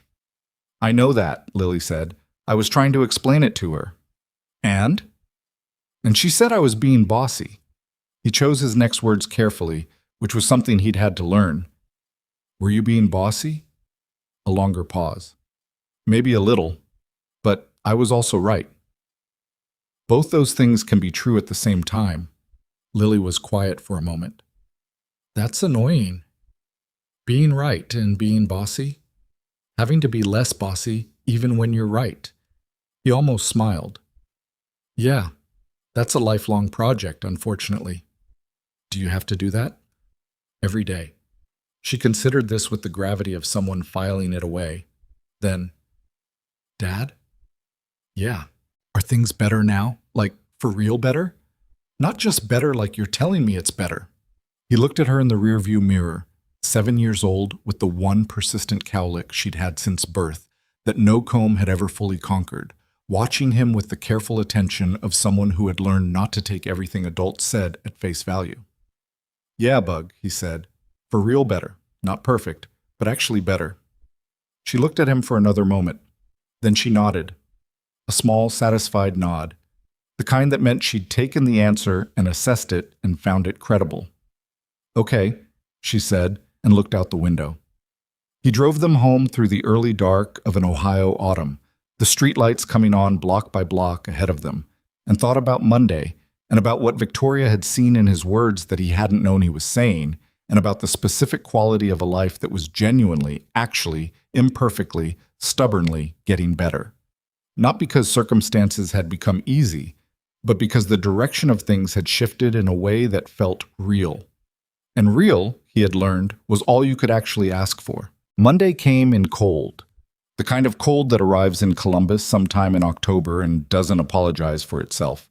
Not bitter yet, not the full weight of winter, but enough that Nathan dug his heavier jacket out of the closet that morning and stood in front of it for a moment, orienting to the fact that seasons had changed in the time since everything else had changed. He'd been at Bridgelight 7 months. 7 months since the highway. 7 months since the charcoal suit in the conference room and Gerald Pitts's hands flat on the table. He turned it over sometimes, not obsessively, but the way you'll occasionally press a spot where a bruise was, just to check whether the tenderness is still there. It mostly wasn't anymore. What was there instead was something harder to name. A rearrangement, maybe. The way furniture looks different in a room after you've moved it, even if the room itself hasn't changed. He dropped Lily at school. She was in the middle of a complex social situation involving Maya, the whale disagreement, and a third party named Sophie who had apparently taken sides in a way that Lily found constitutionally unacceptable, kissed the top of her head while she was mid-sentence, and drove toward Miller Street. Victoria was already at the table when he arrived. Same corner, same chair. She had a folder in front of her and a tea she hadn't touched yet, and she was writing something in a notebook with the focused attention of a person getting thoughts down before they evaporate. She looked up when he sat down. "You're early," he said. "I'm always early. I've just been here longer today." She closed the notebook. "I've been working on this since Friday. The program idea." "The program idea?" She pushed the folder across the table. "Look at that and tell me what you think." He opened it. Inside was a 12-page document, not a polished presentation, not the kind of thing that had been through a design team, but a working document with handwritten notes in the margins and 2 pages that had been crossed out entirely and restarted.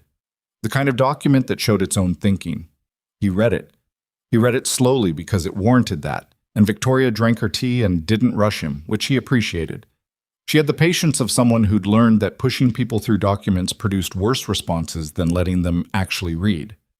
The concept was this: a nationwide identification program for people who had demonstrated exceptional integrity in circumstances where doing the wrong thing would have been easier and more profitable. Not a scholarship, not a grant, something more like a talent pipeline, but talent defined differently. Character over credentials. Documented moments of ethical decision-making as the primary criterion combined with professional assessment. A network of partner organizations, nonprofits, social enterprises, mission-driven companies that would receive candidates from the program and offer real positions, not internships, not symbolic gestures, but actual leadership track opportunities. She was calling it the Threshold Initiative. He read to the end. He went back and read 2 sections again. Then he closed the folder and looked at her. "This came from my statement," he said. "Your statement was the catalyst. The idea's been longer in building." She set down her cup. "I've been watching things for a long time, people making choices. Quiet choices. The kind nobody sees. Employee who blows the whistle on a safety issue and loses their job. The nurse who reports a colleague and gets frozen out of her unit. 100 versions of a person who does the right thing and finds themselves on the wrong side of the outcome because institutions protect themselves, not integrity." She paused. "Your situation wasn't unique. It was just visible to me because I happened to be there. And you think this program changes the math? I think it starts changing the math. I think if enough people know there's a network that actively looks for what happened to you and catches you, gives you a landing, then the calculus of doing the right thing shifts slightly.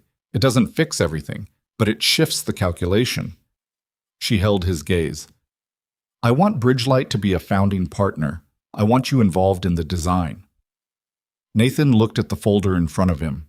He thought about Carol, the former factory supervisor who'd taken the floor manager position 2 months ago and who'd sent Devin an email last week saying she'd gotten her first performance review and it was good and she was good and she just wanted someone to know.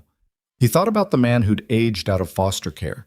He thought about a highway in the rain and 40 minutes and the specific decision that had cost him his job and led him, through a route he never could have planned, to a room where someone was describing a program that was, at its core, about that same decision, about what happens after you make it.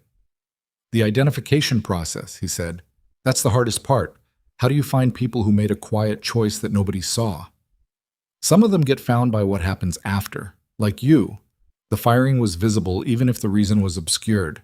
We build relationships with employment attorneys, with whistleblower organizations, with HR advocacy groups. We look for the pattern of a person who lost something they shouldn't have lost. She leaned forward slightly. And some of them we find by looking in the right places. Managers who flagged safety issues through proper channels, even when they knew it would cost them. Teachers who reported things that put them at odds with their school boards. People who signed their real names to difficult truths. And the partner organizations. How do you get them to commit to something that's essentially asking them to hire based on character documentation rather than conventional credentials? I convince them that character documentation is a better predictor of long-term value than conventional credentials, which I believe, and which I can demonstrate with the research. She pulled out a second folder, thinner but present. I've been looking at retention and performance data from companies that use integrity-based hiring criteria. The numbers are good. I can make the case. He looked at her across the table. Victoria Ashbourne, who was 30 years old and ran a corporate group and had a 3-month-old at home and had been at this coffee shop writing in a notebook since before he'd arrived, making the case for a program that was, at its origin, a direct response to the thing that had happened to him. Why Bridgelight specifically? He asked. You have resources. You could build this independently. Because Bridgelight is already doing the work. Because Dr. Marsh has 20 years of credibility in this field that I don't have and can't buy. And because, she stopped briefly, because you're there. And I think you understand this program from the inside in a way that matters. He sat with that. I need to talk to Dr. Marsh before I commit to anything, he said. Of course. And I have concerns about the identification criteria. Specifically about how you avoid creating a program that rewards a certain kind of visible martyrdom while missing the quieter versions of the same thing. Write them down. Bring them to the next conversation. There's a next conversation? There's as many conversations as it takes, she said. I'm not in a hurry. He looked at her. She was completely serious and also, underneath the seriousness, slightly impatient, in the way that people who think quickly are always slightly impatient with the time it takes to bring an idea from concept to reality. He recognized the impatience because he had the same one. Okay, he said, let me talk to Dr. Marsh. Dr. Marsh, as it turned out, had questions. Pointed, specific, well-organized questions delivered at a pace that suggested she'd been thinking about this conversation since Nathan had first mentioned that Victoria wanted to discuss something. She sat across from him in her office with the threshold document open on the desk between them, glasses on, and worked through it the way she worked through everything, methodically, without ego, following the argument wherever it went. My concern, she said after the first 30 minutes, is capture. Define capture. Ashbourne Group is a significant corporate entity. If this program lives inside a partnership where they have substantial funding and directional influence, there will be pressure, subtle, institutional, not necessarily malicious, to align the program's criteria with their interests. I've seen this with corporate philanthropy partnerships before. It starts as alignment and ends as compromise. She anticipated that concern, Nathan said. She's proposing a governance structure where the identification and selection criteria are managed by an independent board. Ashbourne Group funds but doesn't control. Proposes, Dr. Marsh said. Intention and structure are different things. I'd need to see the legal architecture before I believed it. That's fair. It's also... She paused, took off her glasses, put them on again. Nathan, you understand that you're personally entangled in this. I know. You are, in a real sense, the proof of concept. That creates a conflict of interest if you're involved in the program's design. I'm aware of that too. I've been thinking about whether I should be in the room at all. She looked at him over the glasses. What did you conclude? That I should be in the room, but that someone else should hold the pen on the criteria. Someone without my specific history. That's a mature answer. I've had time to think about it. She closed the document. I want to meet with Ms. Ashbourne directly, not through intermediaries. If this is going to move forward, I need to assess whether her intentions and her organizational culture are compatible with what we're building. I'll arrange it. Good. She stood, which was her way of indicating that the meeting was concluded and things should proceed accordingly. And Nathan, the program itself, independent of the complications, it's a good idea. I want to be clear about that. The idea is genuinely good. He arranged the meeting. Victoria and Dr. Marsh sat in Bridge Light's conference room on a Thursday afternoon for 90 minutes while Nathan was deliberately not in the building. He'd used the time to visit a partner employer on the east side, which was a meeting that needed to happen anyway. When he came back, Dr. Marsh's office door was open, and she was on the phone, and she caught his eye as he passed and gave him a small nod that meant approximately, "We can work with this." The program design process took 3 months. It was not smooth. There were disagreements about scope. Victoria wanted to move faster than the organizational capacity realistically supported, and Nathan and Dr. Marsh held a consistent line about not promising what they couldn't deliver. There were disagreements about criteria, specifically about how you documented integrity in a way that was rigorous enough to mean something, but flexible enough to capture the full range of how it presented. There were funding conversations that were complicated by the very question Dr. Marsh had raised, and that required several iterations of the governance structure before everyone was comfortable enough to move forward. Nathan wrote most of the criteria framework. He did it at his kitchen table, late at night after Lily was asleep, with the kind of focused attention he'd always brought to things that mattered. He wrote and rewrote the core question the program was asking. Not what did this person accomplish, but what did this person choose when choosing right was costly. He road-tested the framework against his own case, against the cases he'd heard of through Angela and Devin and the organization's network, against historical cases that were public knowledge. He sent drafts to Dr. Marsh. He sent drafts to Victoria, who sent back comments that were pointed and often right and occasionally wrong in ways he had to argue against carefully. He enjoyed arguing with her. That was a thing he noticed. He'd had professional relationships where disagreement was managed and contained, where you chose your battles and smoothed the ones you didn't choose. With Victoria, it was different.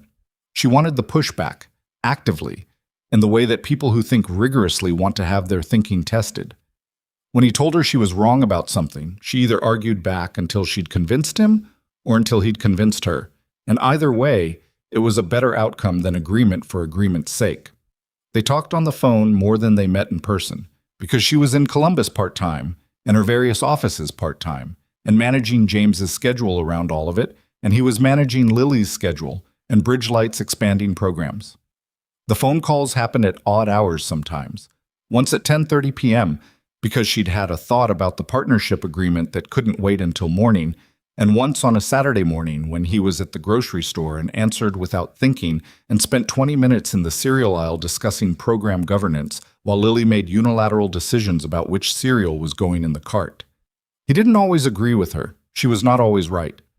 She was occasionally inflexible in ways that came from being someone who'd spent most of her professional life in rooms where her read of a situation was treated as definitive, and sometimes he had to push back twice before she actually heard him.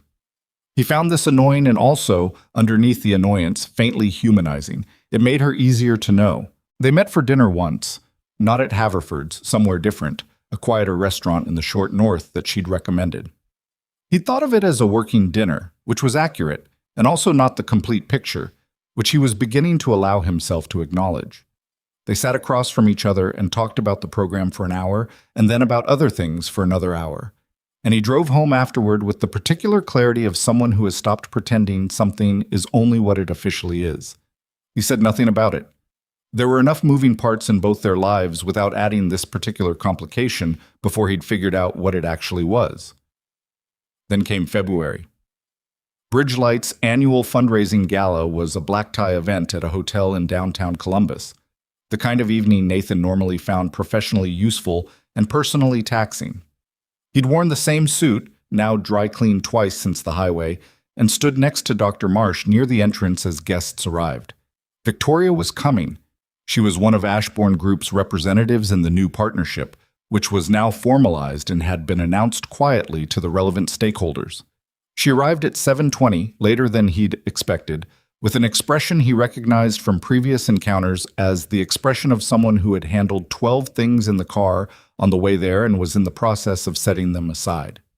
She was in a dark dress, and her hair was different from the way it usually was, down instead of pulled back, and she moved through the room the way she moved everywhere, with the particular self-possession of someone who has spent enough time in rooms like this that the rooms no longer impress or intimidate her. She found him near the bar. "You look better in that suit than you did in it on the highway," she said. "On the highway, it was soaked through and covered in road grime." "Exactly." She accepted a glass of water from a passing server. "How many of these have you done?" "Galas? This is my second here, 12 at my previous job." "Did you hate them there?" "With every fiber." "And here?" He looked around the room, at the people he'd spent the last 7 months working alongside, at a few of the program participants who'd been invited, at Dr. Marsh across the room, being effortlessly formidable while talking to a foundation board member. Here it means something, so the hating is less.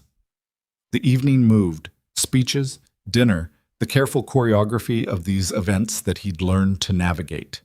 He gave a brief presentation on the Threshold Initiative's pilot design alongside Dr. Marsh and Victoria, and the three of them stood at the front of a room of 200 people and described the program in language they'd worked on together, and he felt the strange telescoping quality of looking at how far a series of decisions could carry you from where they started. A man in his late 40s found him after the presentation. He was wearing an expensive watch and an uncertain expression. "Nathan Cross?" He offered his hand. "I'm Robert Calloway." Nathan processed the name for exactly 1 second before it landed. Robert Calloway, Calloway and Briggs. Not the branch that had employed Nathan, but the family that had founded the original firm 2 generations back, before it had grown into the entity that Gerald Pitts had managed. "Mr. Calloway," Nathan said, "I was at the presentation." He had the direct, slightly awkward quality of a man who has prepared something to say and isn't sure how it's going to land. "I wanted to introduce myself because I've been following what happened with your situation, the audit, the changes. I don't have operational control anymore, but I was briefed." Nathan waited. "I want to say that what happened to you shouldn't have happened. I know it's a delayed thing to say, but I wanted you to hear it directly." "I appreciate that." "The man who made that call," Calloway stopped. "He's gone, but I know that doesn't undo what it cost you." Nathan looked at him. Robert Calloway was not Gerald Pitts. He was not the decision that had been made. He was, as far as Nathan could tell, a man with a name connected to something he didn't control, carrying the weight of an association he hadn't chosen, trying to do something with it because not doing something was its own kind of choice. "The program that was just described," Nathan said, "is partly a response to exactly what you're talking about. So in a way, what happened to me produced something I'm more proud of than anything I did at your company." He paused. "I don't say that to let anyone off the hook, but I say it because it's true." Calloway looked at him for a moment. Then he nodded, slow and deliberate. The nod of a man who has received something he's going to think about for a while. He moved on. Nathan stood still for a moment. Then he went to find a glass of water and a few minutes of quiet, which he located near a window that looked out over the city. Victoria appeared beside him a few minutes later. "Robert Calloway," she said. Not a question. "You saw that." "I see most things in a room." He apologized, in the way that people apologize when the thing they're apologizing for happened in their general vicinity rather than by their specific hand. "What did you say?" He told her. She was quiet for a moment. "You could have taken more from that conversation," she said, neutrally, not as criticism. "I know." "Why didn't you?" He considered that. "Because holding on to it costs me more than letting it go. And because I actually meant what I said. What happened to me produced this." He gestured vaguely at the room, meaning the program, the partnership, all of it. "I can't pretend to resent the outcome." She looked at him with the specific expression she got when she was processing something through a frame she hadn't considered before. "You're better at that than I am," she said. "Letting things go, not carrying things that don't deserve to be carried." I've had practice, he said. When you lose someone important, you learn pretty fast what's worth the wait. She didn't respond to that immediately. The city moved outside the window, the lights of Columbus in the winter dark. They stood next to each other in the companionable quiet that had become, without either of them formally deciding it, the natural register of being in the same space. James said his first actual thing this week, she said eventually. How old is he now? 4 months? 4.5? It wasn't a word, it was... She paused, and there it was again, that unguarded quality in her face. It was more like a very determined vowel, but it was intentional. He looked directly at me and made a sound that meant something. What did it mean? I think it meant he was hungry, but it was intentional hunger. Big step. It was a very big step. She turned her glass in her hands. I called my mother. She lives in Portland. I actually called her just to tell her that James had made an intentional vowel. How'd she respond? She cried, and then told me about something I had done at the same age that I won't repeat because it's embarrassing and she'll deny she told me. He smiled. She smiled.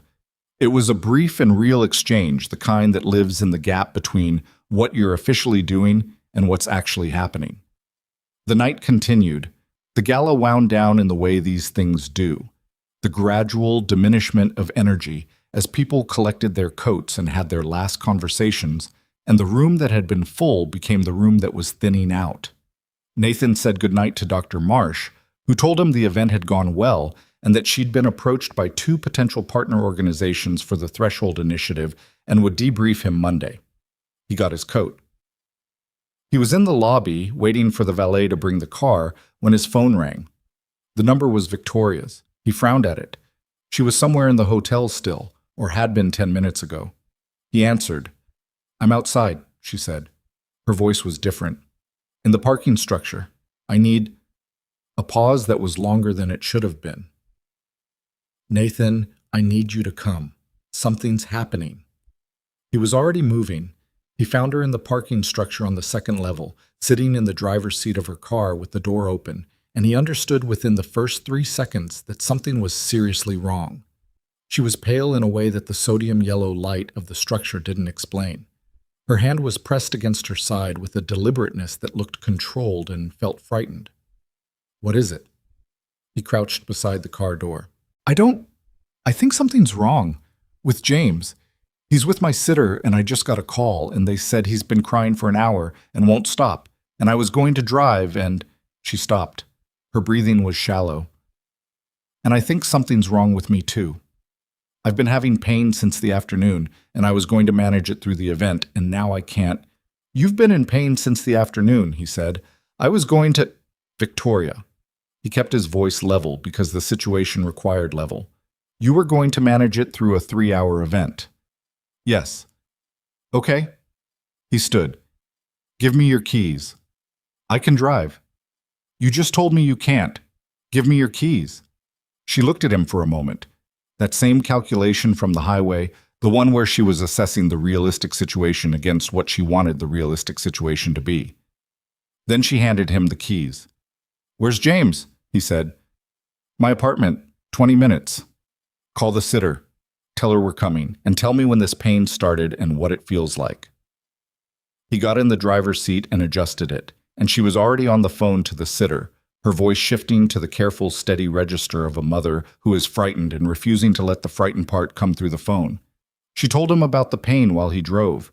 It had started as a dull ache in her lower left side around 3 p.m., had intensified through the evening, was now sharp enough to take her breath if she moved wrong. She'd had it before, twice, postpartum. Her doctor had mentioned it was possible. Some kind of structural issue that was supposed to resolve with time and hadn't fully. Have you called your doctor? He said. Not yet.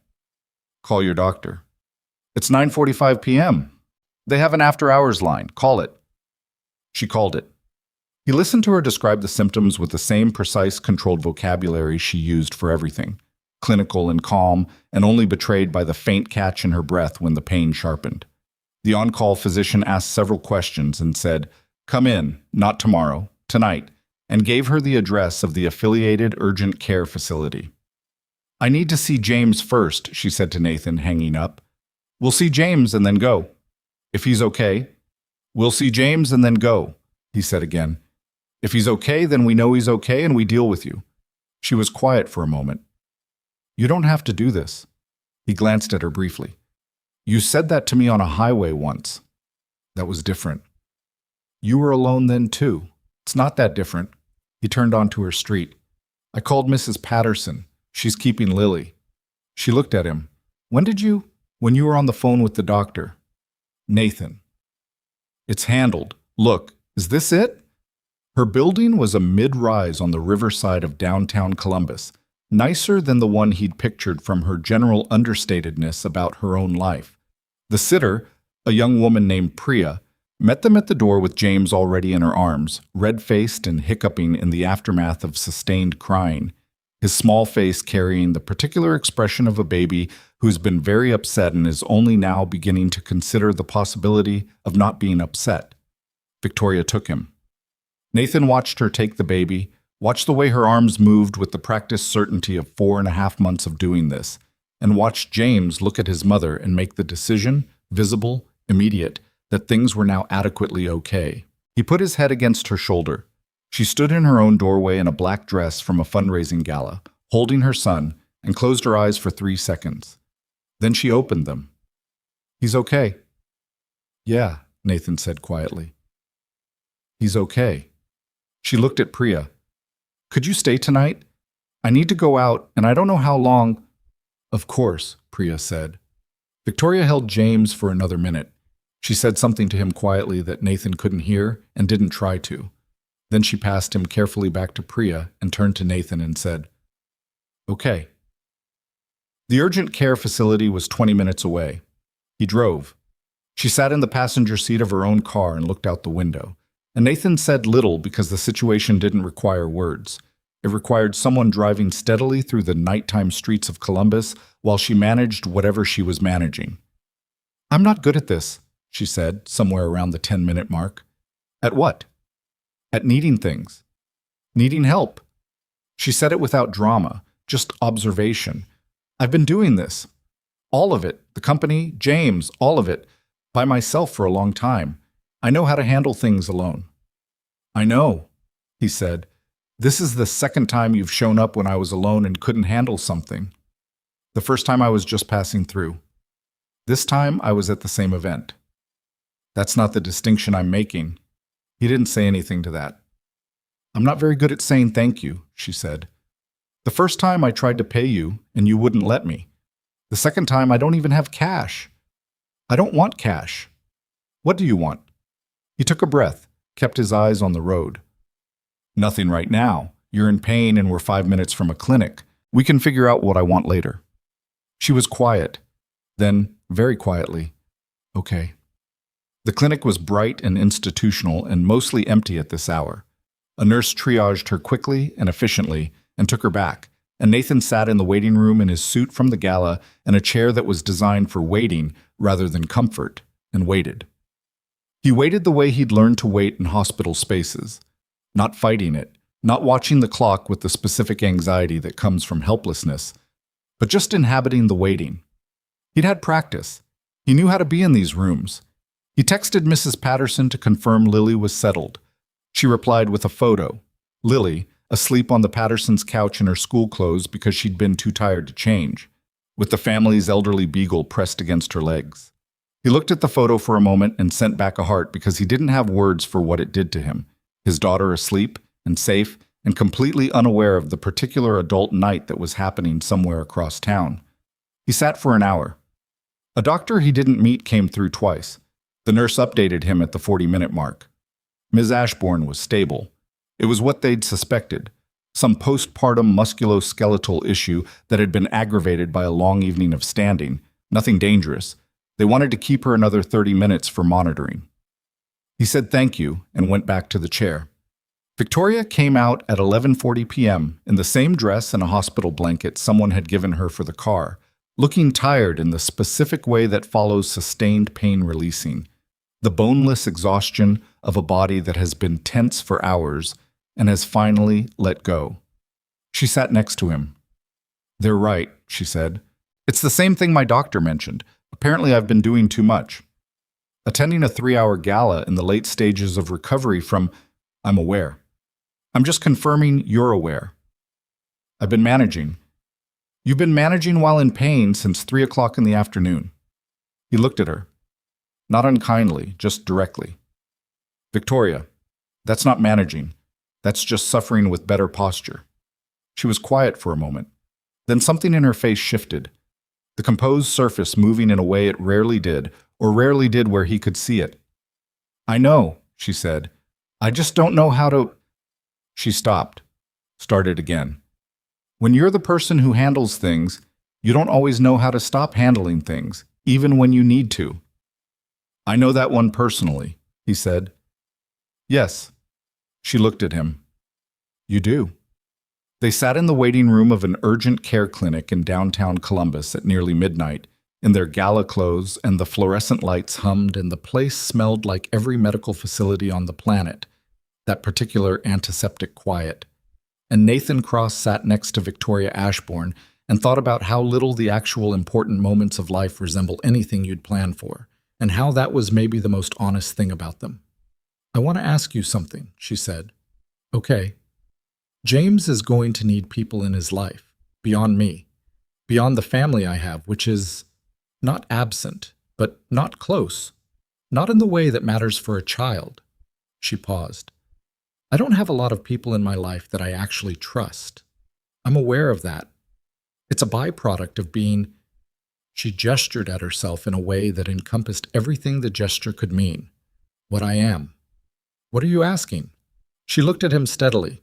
I'm asking if you'd consider being someone he knows, someone consistent, not formally. I'm not asking you to sign anything or commit to a role. I'm just asking if...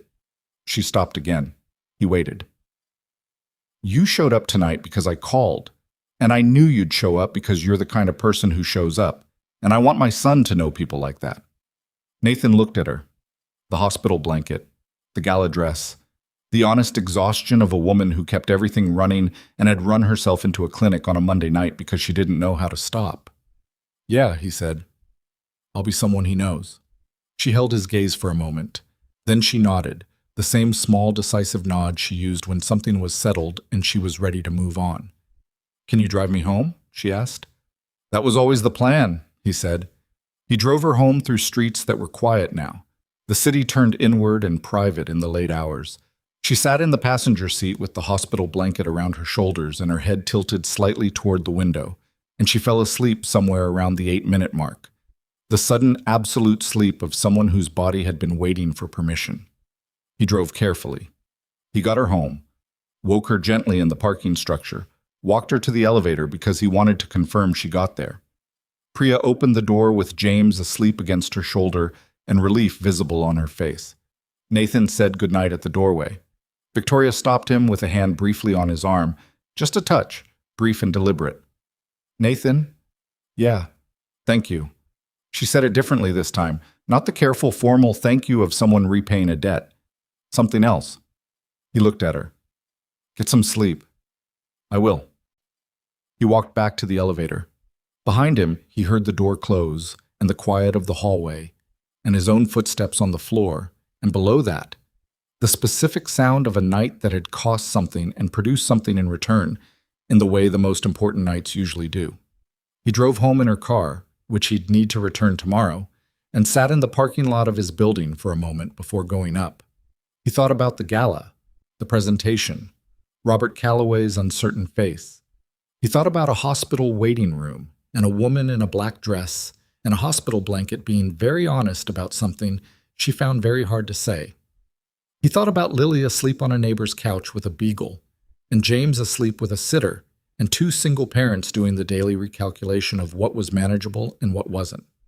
He thought about what it meant to show up, not as a grand gesture, not as something you decided in advance, just the repeated, unglamorous, ordinary act of being present when someone called. He'd learned that from Claire in a way. She'd been the person who showed up. He'd been learning it from her absence ever since. He went upstairs to his apartment. The kitchen table still had some of Lily's art supplies on it. The drawing of the car and the woman in the rain was still on the wall above his desk, slightly crooked, the way it had been since he'd taped it up 4 months ago. He straightened it. Then he went to bed, and for the first time in a while, he slept without the sound of the alarm he'd turned off 7 months ago, and without the weight of what he'd lost sitting on his chest. Just the quiet, ordinary gravity of a life that was imperfectly and genuinely his own. He returned her car the next morning.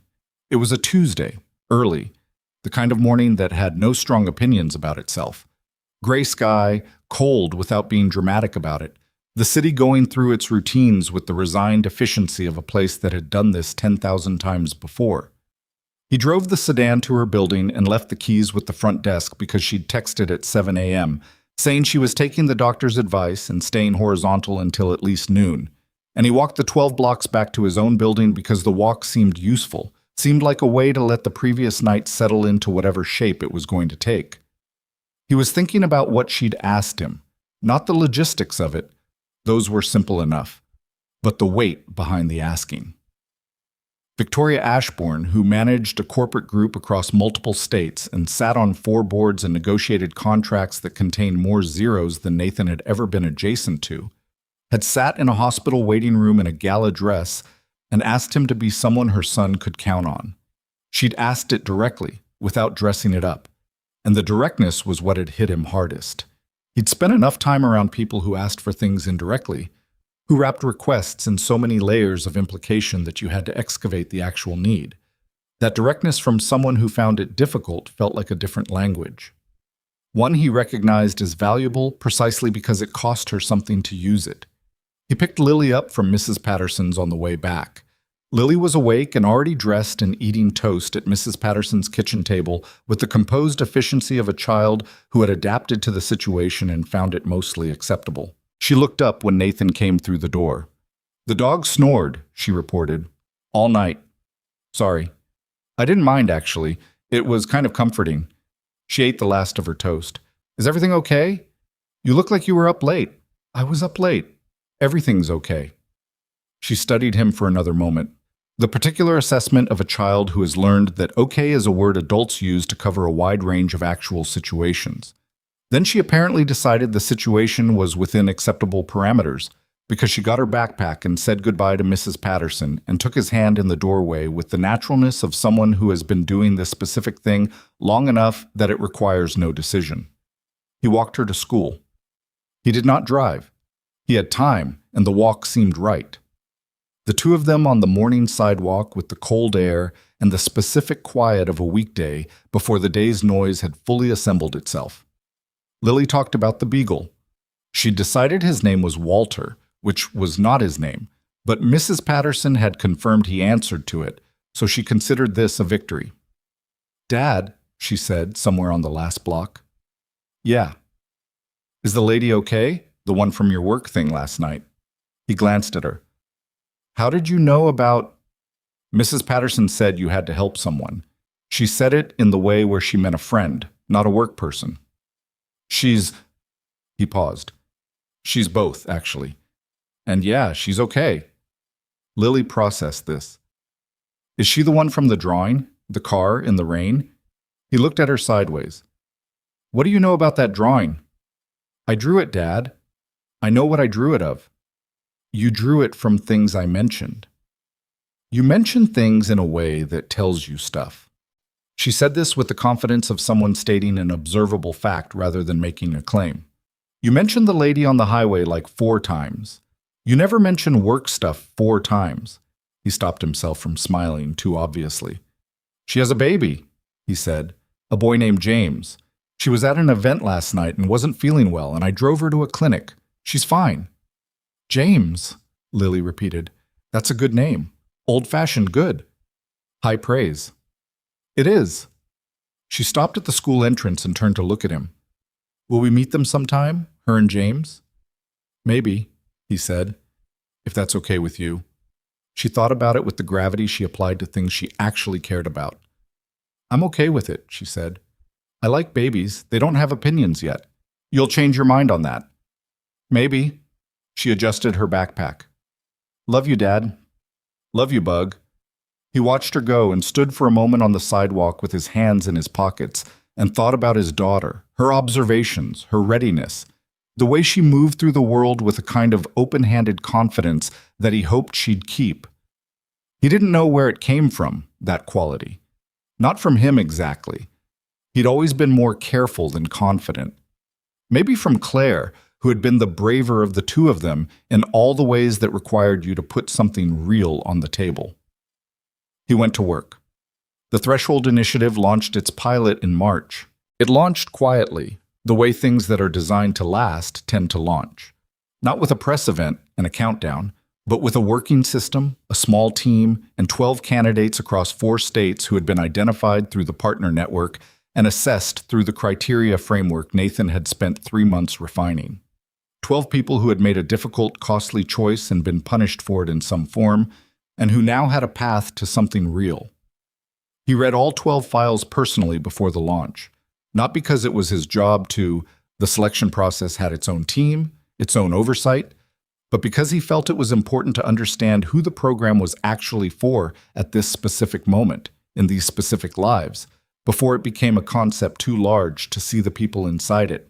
A 47-year-old supply chain manager from Cincinnati who had refused to falsify safety documentation for a production shortcut and been laid off 6 days later, after 11 years with the company. A 29-year-old hospital administrator in Dayton who had reported a billing fraud scheme internally, been ignored, reported it externally, and then been let go for creating a hostile work environment, which was the creative language HR used when they needed a justification. A 35-year-old teacher in Cleveland who had documented and reported systematic grade manipulation at his school and spent 2 years in professional limbo while the district processed his case with the urgency of continental drift. And 9 others. 12 people in 12 different versions of the same basic situation. They'd done the right thing, and the institution around them had treated that as the problem rather than the solution. Nathan read each file and thought about the specific arithmetic of integrity, the way you calculate what something is worth against what it will cost, and the way people who pass that test almost never know in the moment that they're passing anything. They just make the choice because the alternative is living with the version of themselves that didn't. He knew that arithmetic personally. The first cohort began their positions in April. The placements were varied: nonprofit leadership, social enterprise management, a program coordinator role at a workforce development organization in Cleveland that was a Bridgelight partner. Not all of them were leadership level. Some were deliberately modest in title because the individuals needed rebuilding time, needed to regain the professional confidence that had been systematically eroded in the aftermath of their choices. Dr. Marsh had been firm about this. The program wasn't about placing people in impressive roles for the optics of it. It was about placing people in the right roles for where they actually were. Nathan had agreed, and then pushed back on 2 of the placements anyway, because he thought the assessment had been too conservative for those specific candidates. He won one argument and lost one, and the one he lost turned out to be right in a way he'd acknowledged to Dr. Marsh 6 months later when the candidate was still finding her footing. Being wrong about that one didn't feel good. He sat with it rather than deflecting it. That was something he was practicing, sitting with the places where his judgment was wrong rather than explaining them away, because you couldn't actually improve at something you were constantly rationalizing. Victoria called him on the launch day. "How are the placements?" she asked. She was in her Chicago office.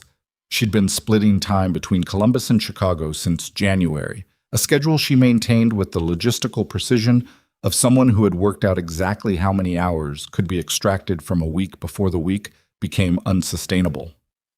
Good. 12 in. 3 have already checked in with their contacts. The Cincinnati case? Starts Monday. The organization's good. I think he'll be fine. What about the Cleveland teacher? Still working through some things. The 2 years of limbo did damage. He's there, but he needs time. She was quiet for a moment on the other end of the call. He could hear the ambient sound of her office, voices somewhere, the city 40 floors below. What do you think the number is? The actual meaningful number, not the headline number. He knew what she meant. The headline number was placements, was program reach, was the metric that looked impressive in a report. The meaningful number was harder to quantify. How many of those people would, in 5 years, be standing somewhere doing something real, and would trace a line back to this program as part of how they got there? I don't know, he said. That's an honest answer. Good. I'd rather you not know than make up a number. 8, maybe, of the 12, if the program does its job. 8 out of 12, she said. That's not bad. For a pilot. We'll see what year 2 looks like. Year 2 will look better, she said. The criteria framework improves with each cohort. The partner organizations learn what they're actually getting. The referral network deepens. She said it with the confidence of someone who has modeled this kind of growth before, who knows the shape of a thing working rather than the shape of a thing that merely sounds like it's working. How's James? He asked. A pause. The specific pause that preceded the honest answer rather than the polite one.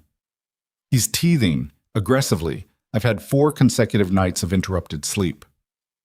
I remember that phase. Please tell me it ends.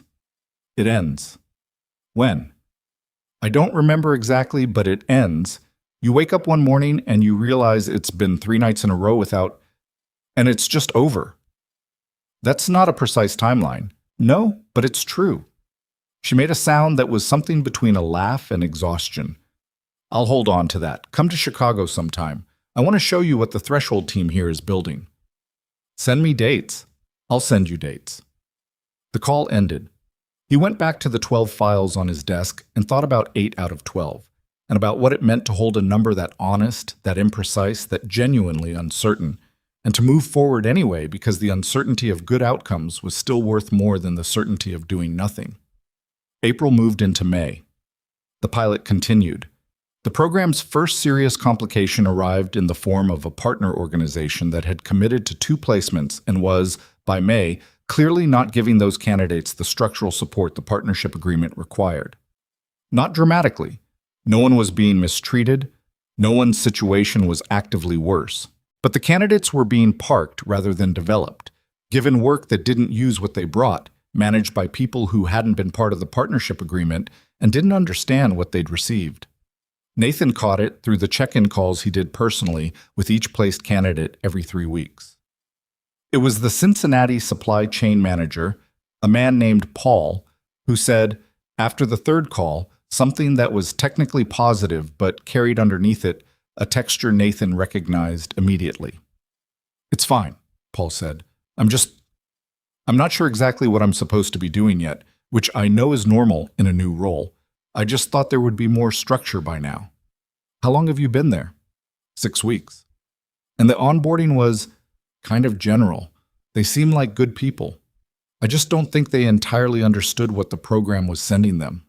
Nathan thanked him and ended the call and sat for 3 minutes processing what he'd heard. Then he called the partner organization's director directly. The conversation was uncomfortable. The director was not hostile. He was apologetic, actually, which was its own kind of problem, because apologetic without changed behavior was just guilt management. Nathan laid out specifically what the partnership agreement required, what Paul specifically needed, and what was going to need to happen in the next 30 days. He was direct in the way that Dr. Marsh had taught him to be direct, without heat, without drama, with the specific language of someone who understood that clarity was more respectful than softening. The director made adjustments. Nathan followed up. Paul called 2 weeks later and said something had shifted and he was working on a project that made sense and that he had actually raised a problem in his first team meeting and his manager had listened and incorporated it. That felt different, Paul said. Different how? From before. When I raised things before, there was always this pause where you could feel them deciding whether to use it against you later. He was quiet for a moment. Here it just went into the work. Like that's what it was for.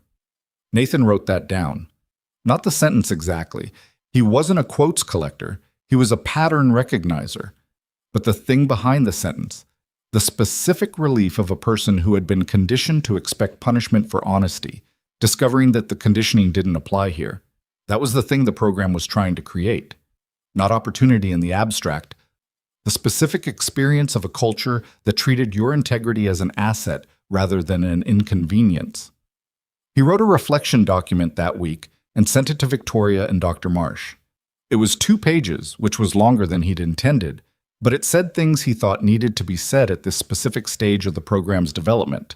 about the difference between placing people and actually integrating them, about the gap between partner commitment and partner culture, about the ways a program could succeed on paper while failing in the actual granular texture of people's working days. Victoria called after she read it. This is going in the year 2 design. It should have been in the year 1 design. You didn't have Paul's call yet in year 1. No, he acknowledged. I didn't. That's how programs work. You learn from the cohort. I know. Doesn't make it easier when someone's 6 weeks into a placement that isn't working right. No, she said. It doesn't. That's why you keep the check-in calls. She paused.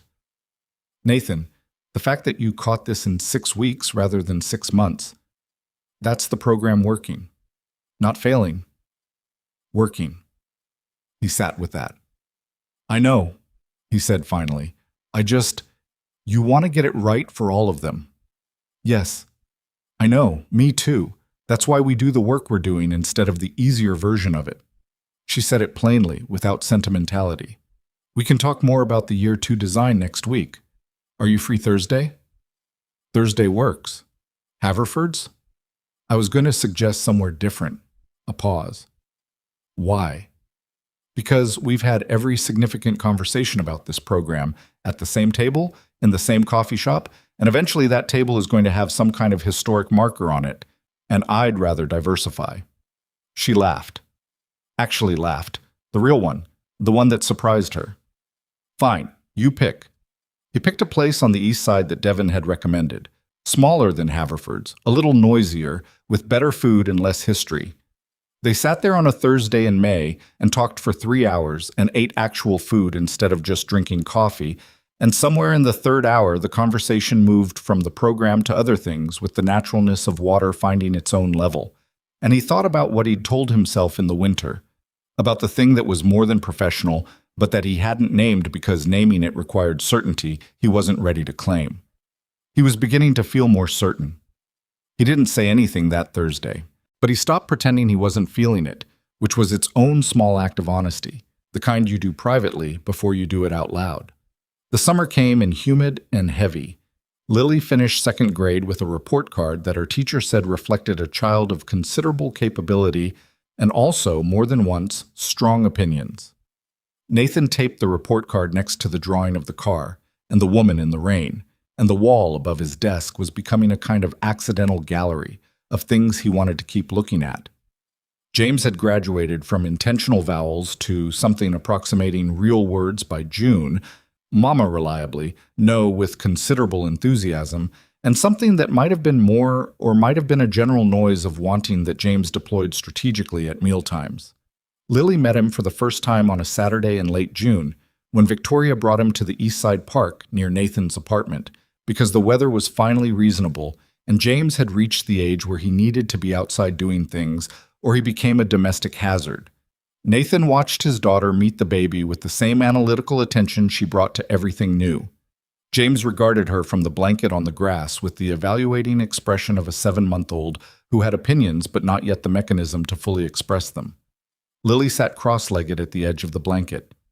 "Hi, James," she said, in a voice calibrated slightly downward, the way she'd once told Nathan she talked to animals because it was more respectful. "I'm Lily. I've heard about you." James grabbed her finger. "Okay," Lily said, looking at his grip with something that appeared to be genuine surprise. "That's strong." "He's been working on it," Victoria said. "What is he like?" "Pulling things. Being outside. That particular song from a children's show that I will not name because if I say the name, I'll have it in my head for the rest of the day." "I know that situation," Lily said gravely. She'd had a phase with a song about a dinosaur that had lasted most of the 1st grade. "Does he like stories?"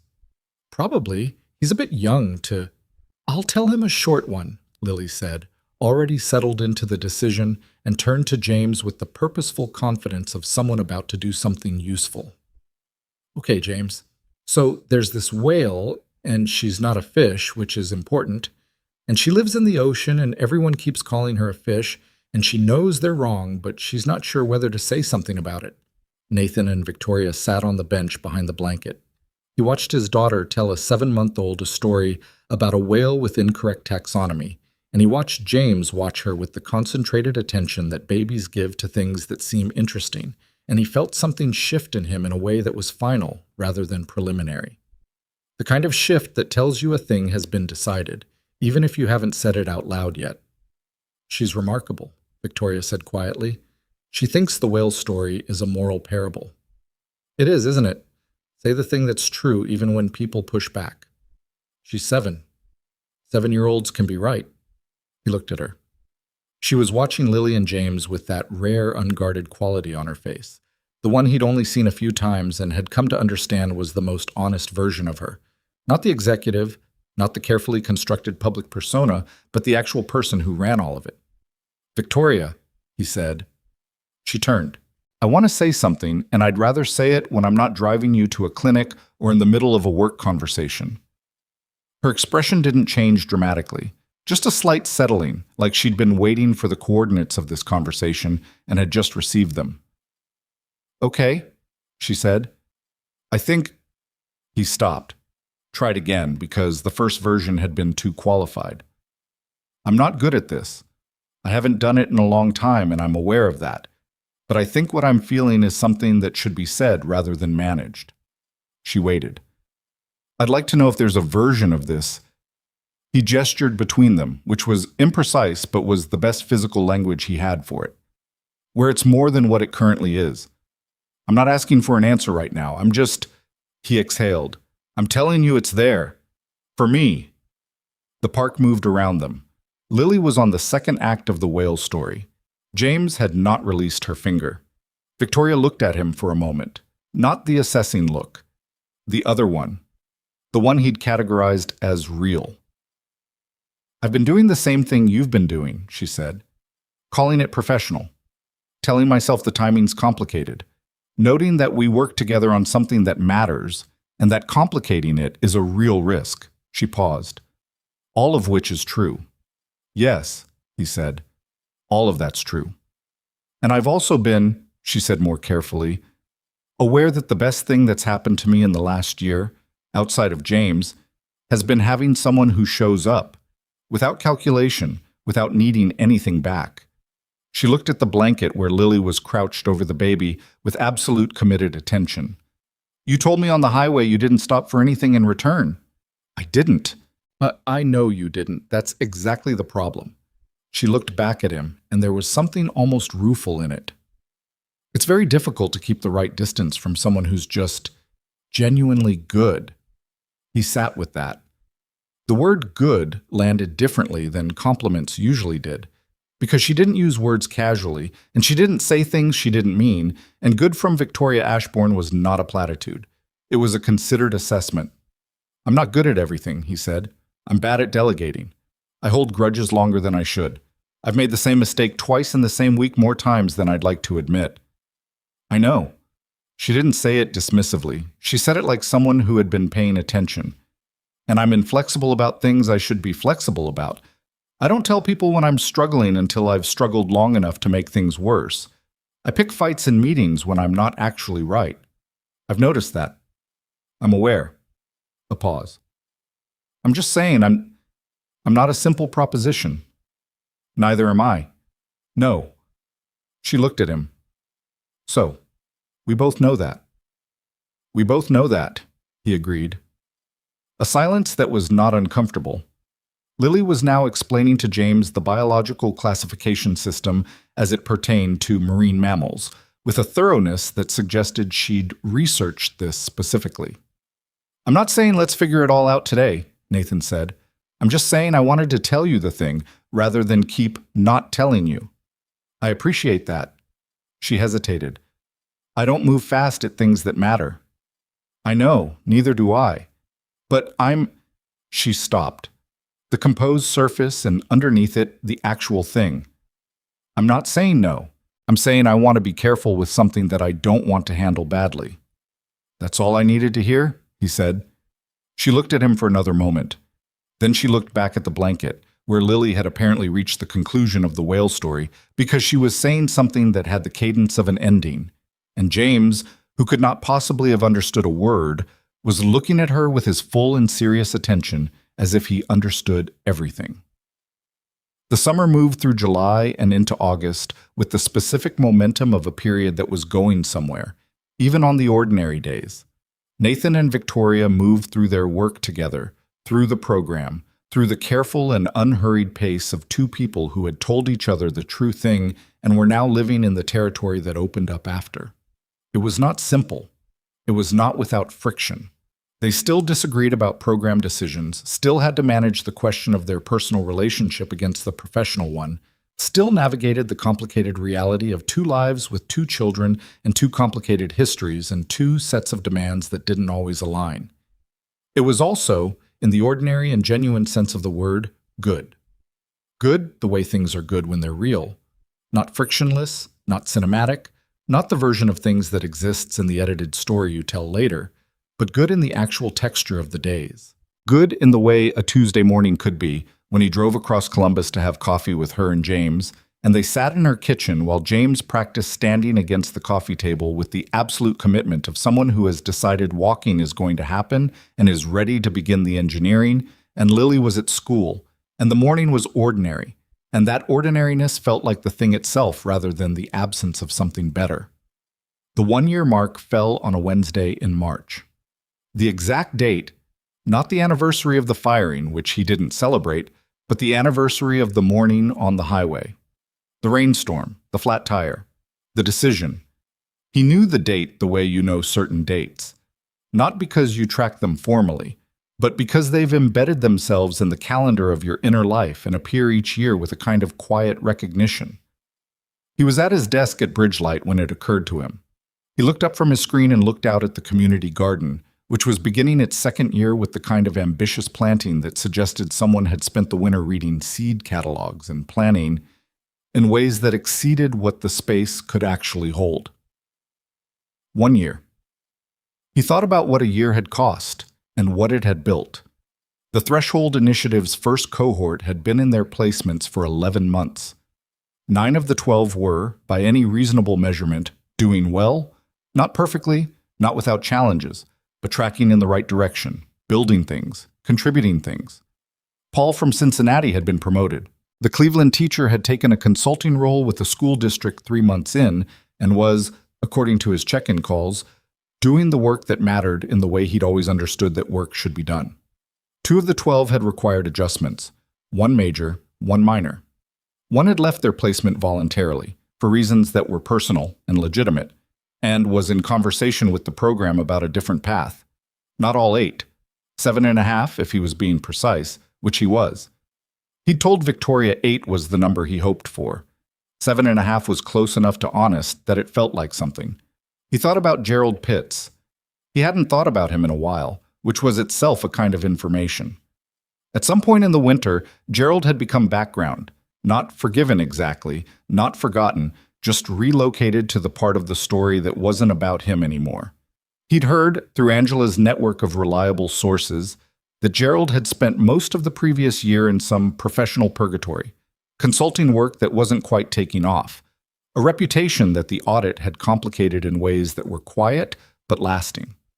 He wasn't struggling catastrophically. He was just living with the version of his professional life that his choices had produced.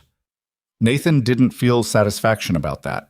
He'd examined himself for it, and mostly what he found was indifference, the specific absence of investment that comes when something no longer has the power to hurt you. Gerald Pitts had made a decision about Nathan Cross in a conference room one morning, and that decision had led, through a route neither of them could have traced in advance, to a program that had helped 9 people rebuild their lives. Nathan had trouble manufacturing resentment toward a catalyst, even a cruel one. He thought about Claire. He let himself do it directly, which he could now in a way that hadn't always been possible. He thought about her in a different way than he had in the early years, when thinking about her had been essentially indistinguishable from grief. Now it was more like conversation. The internal kind, the one you have with people who have mattered to you and who continue to matter even after they're no longer physically present to receive what you're saying. He thought, I think you'd like her. I think you'd find her interesting in the way you found most competent women interesting, with that specific appreciative directness you had. He thought, I think Lily is going to be okay. I think she's already okay, actually. I think you'd see it every day if you could. He thought, I'm okay. For real okay. Not the okay I told Lily so she wouldn't worry, the actual kind. He sat with that for a moment. Then he picked up his phone and texted Victoria. It's been a year since the highway. The reply came in 4 minutes. I know. I was thinking about it this morning. What were you thinking? That I'm glad it rained, she wrote, and that I'm glad you were on that road. He looked at the message for a moment, then, me too. She replied, dinner tonight? James is with Priya. I want to not talk about the program for one evening. Lily's with Marcus tonight, so that's a yes? That's a yes, he wrote. He put his phone down and looked at the garden again. The overly ambitious planting, the bright new growth, the way the bed in the far corner that nobody had been able to identify last fall had turned out to be lavender, which now in the early spring was the first thing to come back, and was doing so with a confidence that seemed, for a plant, almost aggressive. He thought about what a year of living a life you didn't plan for looked like, from the inside. It didn't look like the story you'd tell someone afterward, where the cause and effect are clean and the meaning is legible.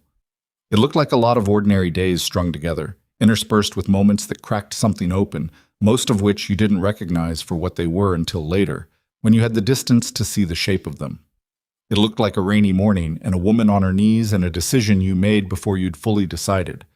It looked like a conference room and a man who couldn't meet your eyes and a badge on a table and 12 flights of stairs. It looked like a spreadsheet and a form and 6 weeks of dwindling options and an email from an address you didn't recognize. It looked like a folder of 12 files and a man named Paul who said that felt different, and a teacher in Cleveland who was finally doing the work the way it was supposed to be done, and 8 out of 12, 7.5, if you were being precise, which you should be. It looked like a 7-year-old telling a whale story to a baby who couldn't understand it but listened anyway. It looked like dinner on a Wednesday night with someone who had been a stranger in the rain a year ago and was now. He didn't have a perfect word for what Victoria was to him and had decided the imprecision was fine, that some things were larger than the word you could find for them. He stood up from his desk. He had 2 afternoon meetings and a call with a Year 2 partner organization and a stack of program files that needed his attention. He was going to get to all of it, but first he stood at the window and looked at the lavender in the community garden, coming back stubborn and early in the first real warmth of the year, and he thought about what it meant to build something from a loss, and what it meant to choose well when choosing well cost you something, and whether the cost and the thing you built were connected in any essential way, or whether that was just a story you told afterward to make the cost mean something. He thought it was both. He thought you couldn't always know which it was while you were living it, and that the not knowing was part of the deal, the irreducible part that you couldn't logic your way out of. You made the choice. You lived with what it cost. You built with what remained.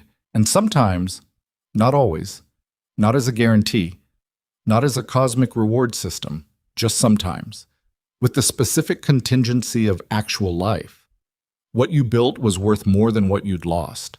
Not because losing wasn't real, not because the cost wasn't real, but because what you did with the aftermath of the cost turned out to be the thing you were actually capable of, the thing that needed the particular configuration of that loss to become visible. He'd needed to lose that job, that particular morning, in that particular way, to find this work. He'd needed to be on that road to find this, whatever this was becoming. He wasn't going to oversimplify it into a lesson. Life was not a lesson. It was a series of events that you made meaning from or didn't, and the meaning you made was yours, not universal, not portable, just yours. What Nathan Cross had made from his was this, a program that had helped 9 people rebuild their lives and was going to help more. A daughter who told morally complex whale stories to babies. A friendship with a man named Devin who talked too fast and cared deeply and was, Nathan had concluded, one of the better people he'd encountered in his professional life. A relationship with a woman he hadn't known a year ago that was honest and complicated and made him better in the specific ways that honest, complicated relationships make you better when you let them. And the work itself, the actual work.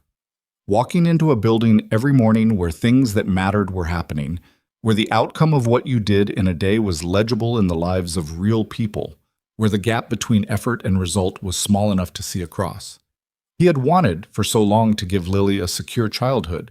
He'd defined that as financial security, the absence of the calculations, the worry, the too close edges. And he'd managed that, eventually, imperfectly, through the unlikely route of losing everything and rebuilding differently. But what he understood now, a year in, was that security wasn't only financial.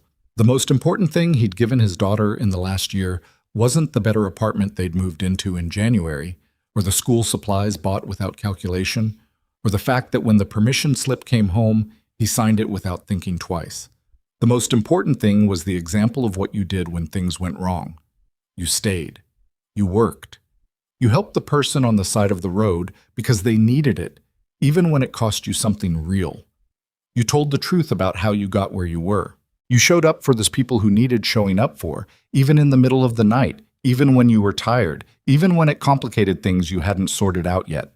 And then you came home, and you made dinner, and you listened to your daughter tell you about whales and horses and a girl named Maya, and you let the ordinary good smallness of it sit alongside the larger things, and you held both. That was the thing. That was all of it. That was everything he'd learned from a year that had broken him open and built him back into a different shape. Not better in the abstract, not perfected, not the resolved and polished version of a person. Just more himself, more able to recognize what mattered and less willing to arrange his life around what didn't. He went back to his desk. He opened the first file. He had work to do.